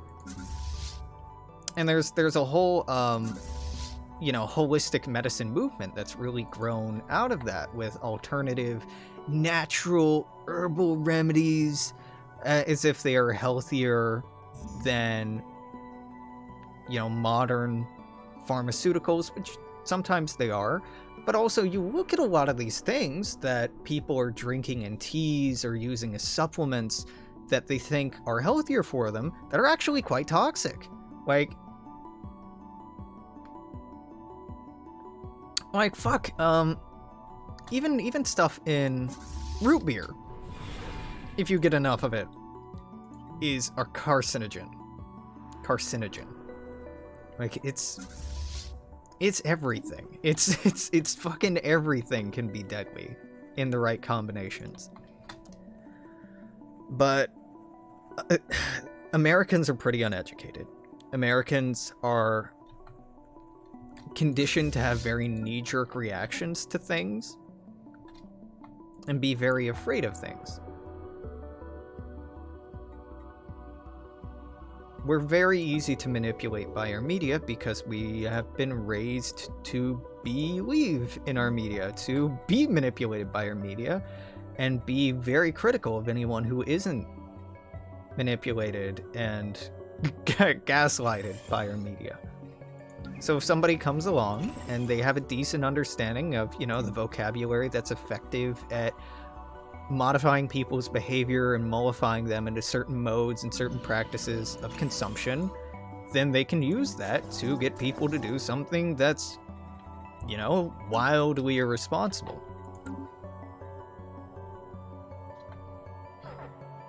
Yeah,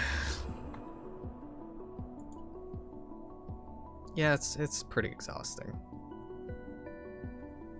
Especially because a lot of the conversation around these subjects is, haha, aren't they so stupid? Like, these people are so dumb. They don't even know what's in blah blah, and they're saying that it's da da da da da. But no, that's like the worst way to approach this. The worst fucking way to approach this is getting all high and mighty with like, haha, you're dumb and I'm smarter than you. Like, the way you should be approaching it is like, wow, hey, okay, let's talk about this. Let's deconstruct this. Let's look at, you know, what you're afraid of, and let's make this an educatable, teachable moment where we can talk about what about this scares you and how we can set up a lifestyle for you that helps to mitigate these fears, but also protect other people, because, you know, you can do both at once. But a lot of the people who are adherents to anti-vaxxing or non-traditional or non-pharmaceutical medicine tend to have this like, I'm smarter than you attitude about it. Because, you know, I heard from this rogue doctor who is very smart, and like, I know the secrets. It's the same sort of bullshit that gets people into QAnon and other conspiratorial schools of thought and traps, right? They think that they've got this big secret, and they feel very smart and better than other people because they think that they've discovered some secret and they're not ignorant anymore, that it's everybody else who are sheep. And it's just, you know, it's playing on people's pride. It's very, very clever. It's mostly just kind of heartbreaking how effective it is.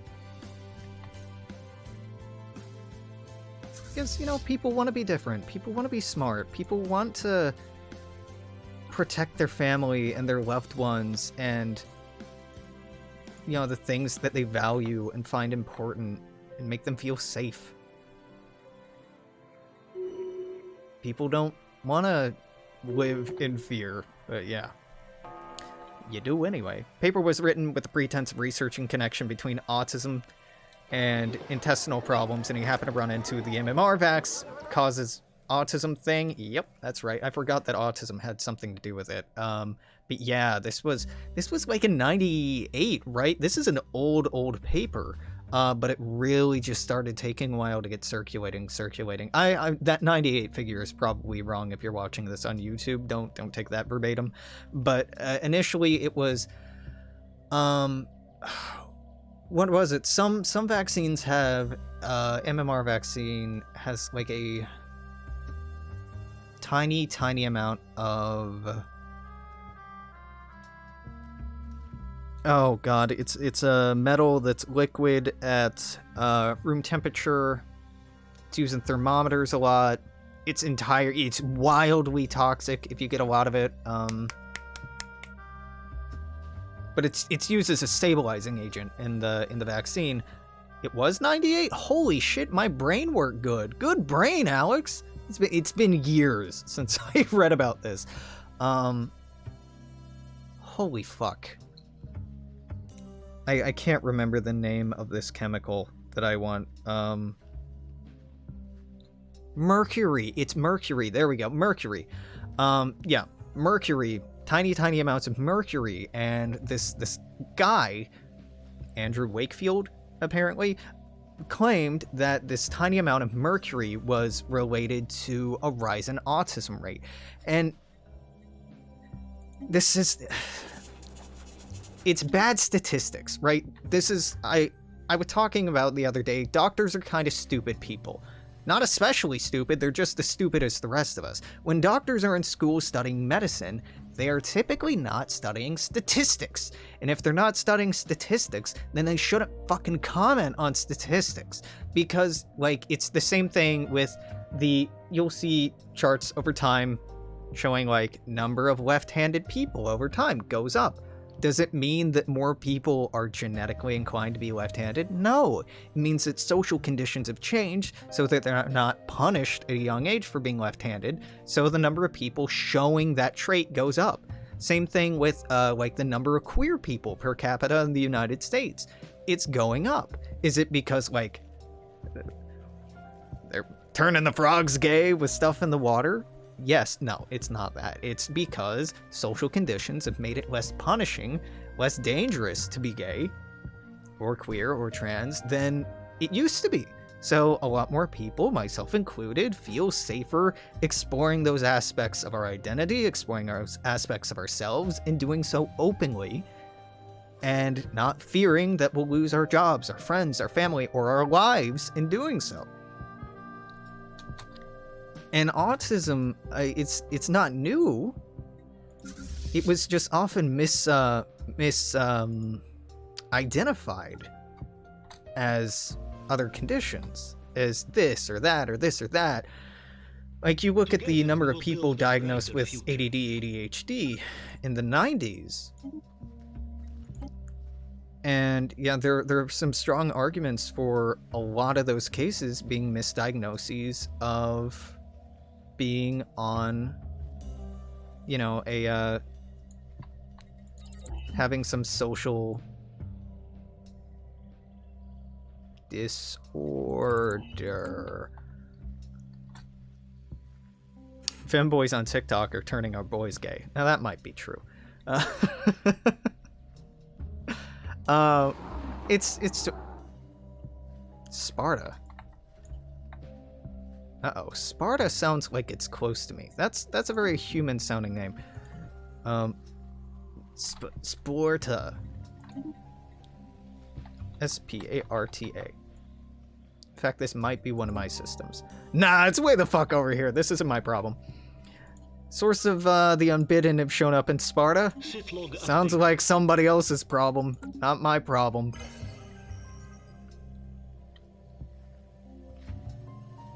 Our research has But yeah, one doctor not understanding how statistics work, trying to prove what it is. He was doing bad science. Just if you set out to prove something, you are taking on a dangerous amount of bias in a scientific study. If you have a vested interest in proving one thing one way or another, that's very dangerous for scientists to be doing.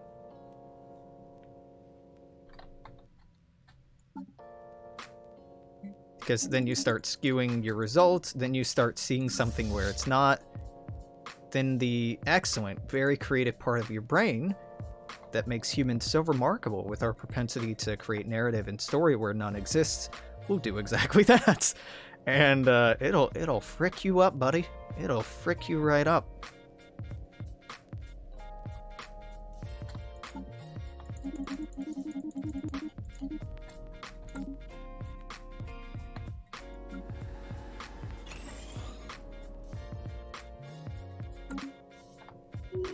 Just end the war, you... Oh my god. I don't know where the fleet is, so we're not gonna form up with it. Or the fleet's in combat, so we can't rendezvous with it. What's happening here? Why? Are you flying towards it at least? Very slowly. Yep, ships are just out of range.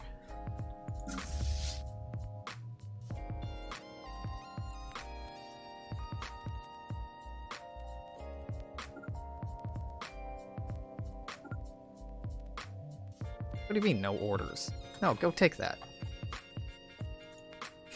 Bitch, what do you mean, no orders? Pretty sure I gave you a pretty explicit one. Alright, we're at -2 reasons. So soon, this fucking war will be over. You know, I would like to clean up the Unbidden and have, like, a pretty satisfying end here, but I don't think there's a satisfying end. Like, the AI is still, despite the dynamic difficulty mod, it's not putting up a very good fight. I'm not having fun at this point. I was... When I started up today, I'm like, yeah, I'm excited, we're gonna have fun. gonna have a bit of a challenge. Like, we're gonna start going into wars and expanding, but the game slowing down this much, it's gotten pretty not fun. So I think this is it. This is the last recording session.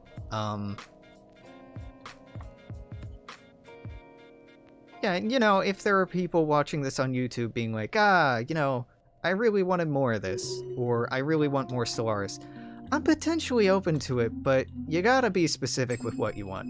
Because I think I only have the tolerance for playing on small galaxies when I'm recording. Because, like, if I'm playing this on my own, I can just put some bullshit on my other monitor, and, like, when this is being super slow, I can just, like, watch Star Trek Deep Space Nine, which is the best Star Trek series, obviously, on my other monitor, on my TV. But instead, when I'm having to talk constantly over it, and I know I don't have to speak constantly, but that is kind of what you have to do when you're making content. I don't have anything to go off of. And, you know, I can spin a yarn, I can go off on a tangent, but I don't want to just be doing that. I don't want to just be working on that muscle. I'd like to be engaging with fun. Me like fun. Return of Vicky 2? Maybe. I'm really looking for something new. Okay. Did we win? Yeah, we won the war. We got the self-repairing obelisk, and check it out. Check out this piece of shit. What does it do? District cost and building cost minus 35%. Whoo boy! It's useless! And if it's active, what does it do? Starbase upgrade speed, build speed, and module build speed 75% faster. That's right, it's fucking nothing. I fought that entire war just for a relic because I wanted one more relic.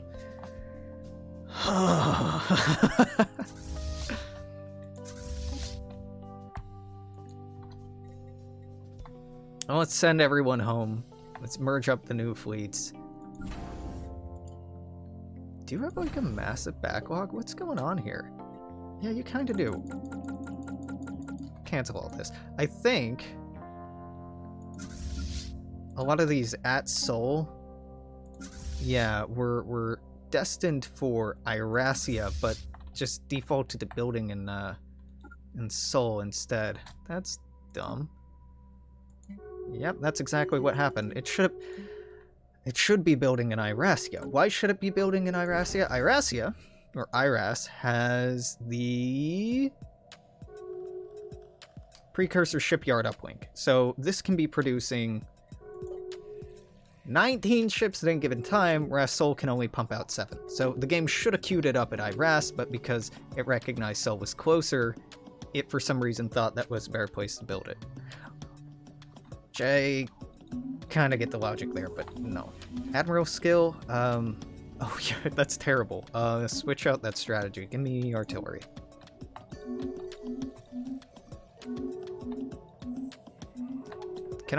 I can't even help out with this. I can't even jump in here to save them. We'd have to wait until the Unbidden ate through them and them to be able to get over here. Our research has progressed.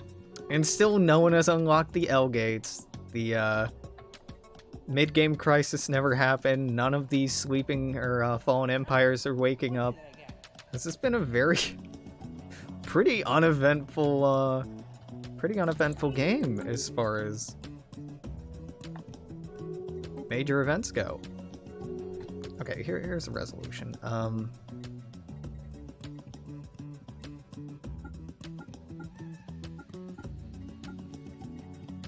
Is it all the way at the bottom? Yeah, galactic focus. Focus the Unbidden. Oh, sorry, I already have a very important... I need to be the custodian. Right, very important that we created a new republic. Not at all an abuse of power. That's for battleship, supercarrier, Titan. I care about these. Give me the Titan.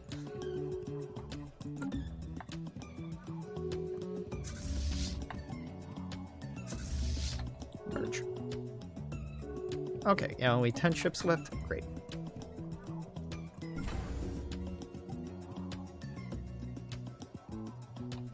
I'll wait until 22 or 2420. just because, you know, we'll just give this a double. Two election cycles in once. You know, actually, there's no point to really dragging this out more, right? Not much more I want to do. I've stabilized all the planets we picked up. I would like to get all the human systems reeled in. But this is probably the end. As it is the end, let's just take a minute to look at all the numbers for everything. Here, I think, is our biggest performance problem. Just the insane amount of subspecies for all these fucking rock people. Well, these are industrious. Ah, yes, but these are docile. Well, these have gaseous byproducts. Well, these are industrious. What the fuck is the difference between this and this? These are exactly the same. Shouldn't they just merge together if they have identical traits? Here's another one with pretty much, like, these are literally the same thing. It's because, the Teesru, through migration treaties, made it to different empires who then adopted either psionics or cybernetics at different points. So it made the subspecies at different periods of time, rather than recognizing it was just recreating an existing subspecies. Femlar, I mean, big performance problem. Same reason. Then we're third most populous. Yep. Kobarian, and then, like, who gives a shit, right? Who gives a shit? I've talked about this before. Really, your optimal number of... This looks fucking hilarious with all the negative space around here. The optimal number of characters to have in a fiction setting tends to be around 5. You got your protagonist, you got your antagonist, you have like a couple of supporting characters, and then you have like a toady to the antagonist. And that tends to be about it for your main cast. Now, you can have people bouncing in and out to like a total of 10 or 12 consistent, and people can keep track of that. Like, I've talked about this in terms of Star Trek and Star Wars and all these other science fiction series, Mass Effect, for example, and, you know, you have humans, you know what those are, right? You learn pretty quickly what Turians, Asari, Solarians are, Krogan, and then there's a bunch you don't really need to care about, like the Varen, the Drell, the Hanar, the big boys who talk in monotone, whose name I can't remember, the dudes in suits whose name I can't remember. Wow, that's pretty bad. I can't remember those. Then, like, the Batarians, and I mean, the Geth are kind of important, so you got about, like, 6 you really got to care about. Then they introduce the Reapers, and then the Reapers become a lot more important than, say, the Geth. And the Collectors. And then Protheans are a thing. And then Protheans are actually a thing. And then there's, like, precursors to the Protheans. Then there's, like, the people who built the Reapers. And but mostly you have about 5 or 6, 10 at the most major players. 7, really, that a player or audience will remember. Once you get past that point, we don't remember it. Humans, there's a reason phone numbers are like 888-6969, right? 888-6969. 7 or 8 digits is about how effective we are, and we have a real drop-off point after that. 3, we're very good at memorizing increments of 3. 4, pretty good. 5, pretty good. 6, okay. 7, okay. But after 7, humans really start falling off. And there's a lot of studies on this. And if you look at people like, oh god, I forget her name. She's Mongolian. She's really, really good at memorizing things. There's, like, fuck, I follow her on YouTube and I forget her name. She's an incredibly smart lady. They'll talk about, like, ways that you can subvert how memories are formed and try to associate things with feelings, really strong feelings or memories, or make, like, a story that helps you remember things. But if you don't use any of those memory techniques, 7 or 8 increments or digits is about what we tend to do. So 7 or 8 major players is about where you should cap it. And this is a problem with Stellaris, I've been harping about this for years. There's no context. So once you just start getting spammed with species after species, event after event, system after system, planet after planet, it becomes noise more than remembering like, oh, that's the planet where da-da-da-da-da happened. It's just too fucking much. Oh shit, I forgot the Quarians, you're right. But again, Quarians, Tali is like the only one who's important in the first game. Like, I think you seriously see like 2 other Quarians besides her in the first game. In the second game, a little more important. Third game, a bit more important. But the Quarians are still a secondary species. Right? And then you have Star Wars. You have humans. That's really about it, right? That's blue human, green human, blue human with head tentacle. That there's a lot of porn of. A lot of porn of? That just doesn't sound right phonetically. Whatever. Twi'leks. I'm talking about Twi'leks. Twi'leks. Whatever. Wookiees are like, you know... Chewbacca is pretty memorable, but there's, like... It's indicative of that he's one of a species, but you don't really need to keep that in mind. He's just the big dog person, big bear person around. Even Yoda...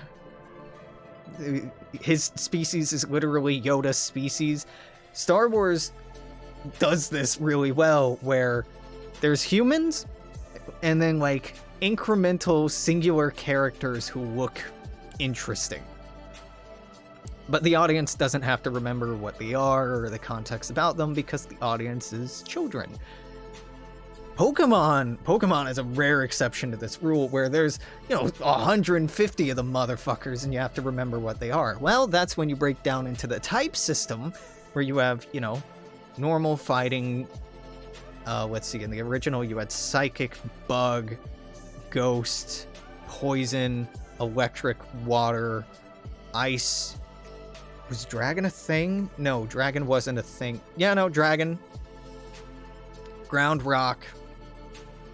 Grass. Is that it? Steel wasn't a thing yet. Dark wasn't a thing yet. Fairy wasn't a thing yet. I think that's about right. It's a lot, but kids can still memorize that, and if you categorize things and organize things, then it's easier. Bug, Dragon, Electrical, what'd I forget? Flying. I forgot flying.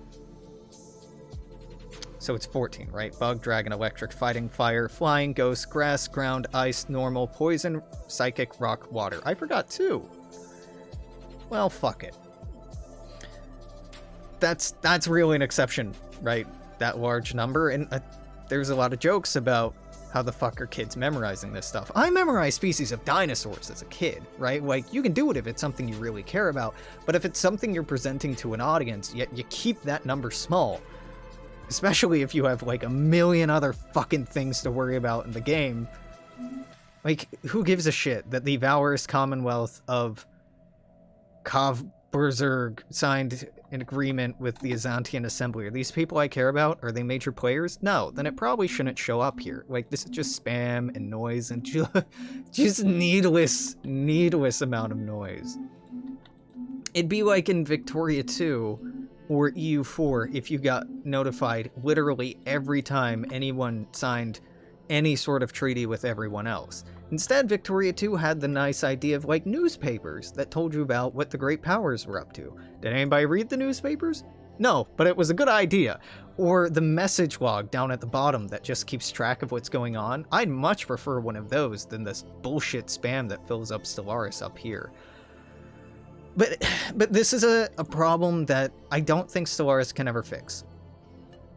It's very important to the identity of Stellaris that species are somewhat randomly generated.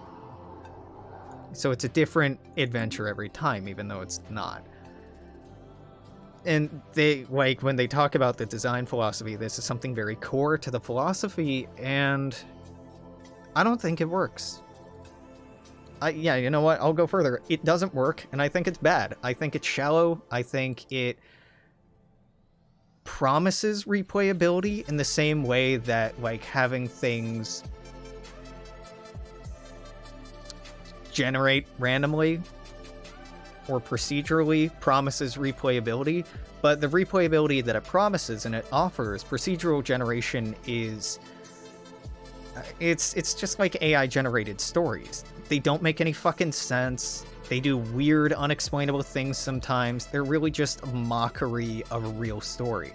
I much prefer Swords of a Solar Empire, having only, a handful of species. Humans, the fucking space dragons, the Marigi, bird people, the Weir. Oh my god, the Weir are amazing. Telekinetic space whales who, can never go back home because the trauma that they suffer in being part of the military would poison their entire community. So once they join the military, they call it joining the Black Fleet, where they go into the black and they never come home.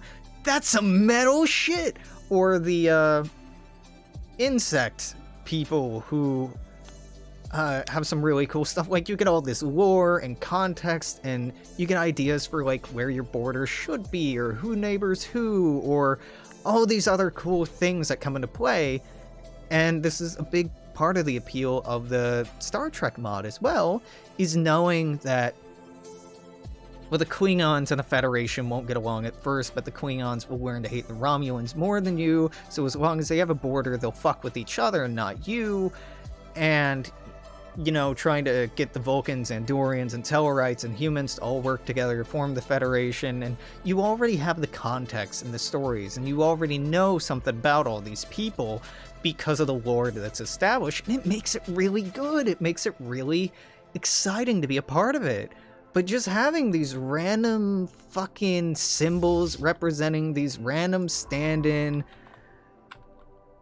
two-dimensional, meaningless, characterless, shallow-ass species with no personality, and with such flippant, vague, and useless qualifiers as you have species traits, where they're one part cultural, one part biological, one part sociological, all mashed together in a way that doesn't make any fucking sense anymore. In addition to these nonsensical governing ethics and civics that should really color the interactions between peoples, but they don't, and the way that the AI engages with all these systems is just randomly rolling. If it should reform, if it shouldn't reform, if it should engineer, if it shouldn't engineer. There's no logic, there's no rhyme or reason, there's no trajectory or intention. Whereas, the Marigi, or the Weir, are programmed to act a certain way that keeps them in line with their design ethos. Or the despoiling, genetically engineered warrior race will act a different way. And this is something that Endless Space did really, really well, and Endless Space 2 did really, really well. They feel different. That's so fucking important. And yeah, God, especially when I play long games of Stellaris, and I want to have this experience like Mark does so well over at the Templin Institute. Silver Knight, Swiss Knight does so well. Creating stories and narrative and assigning personal characteristics and drama where there isn't any. I just don't have the heart to do that anymore because I played this fucking game too much, and it's just not there. It's not there, and it's very sad. Ziegenheim just recruited an infantry unit in the province of Frankfurt. Yeah, that's basically what these notifications are.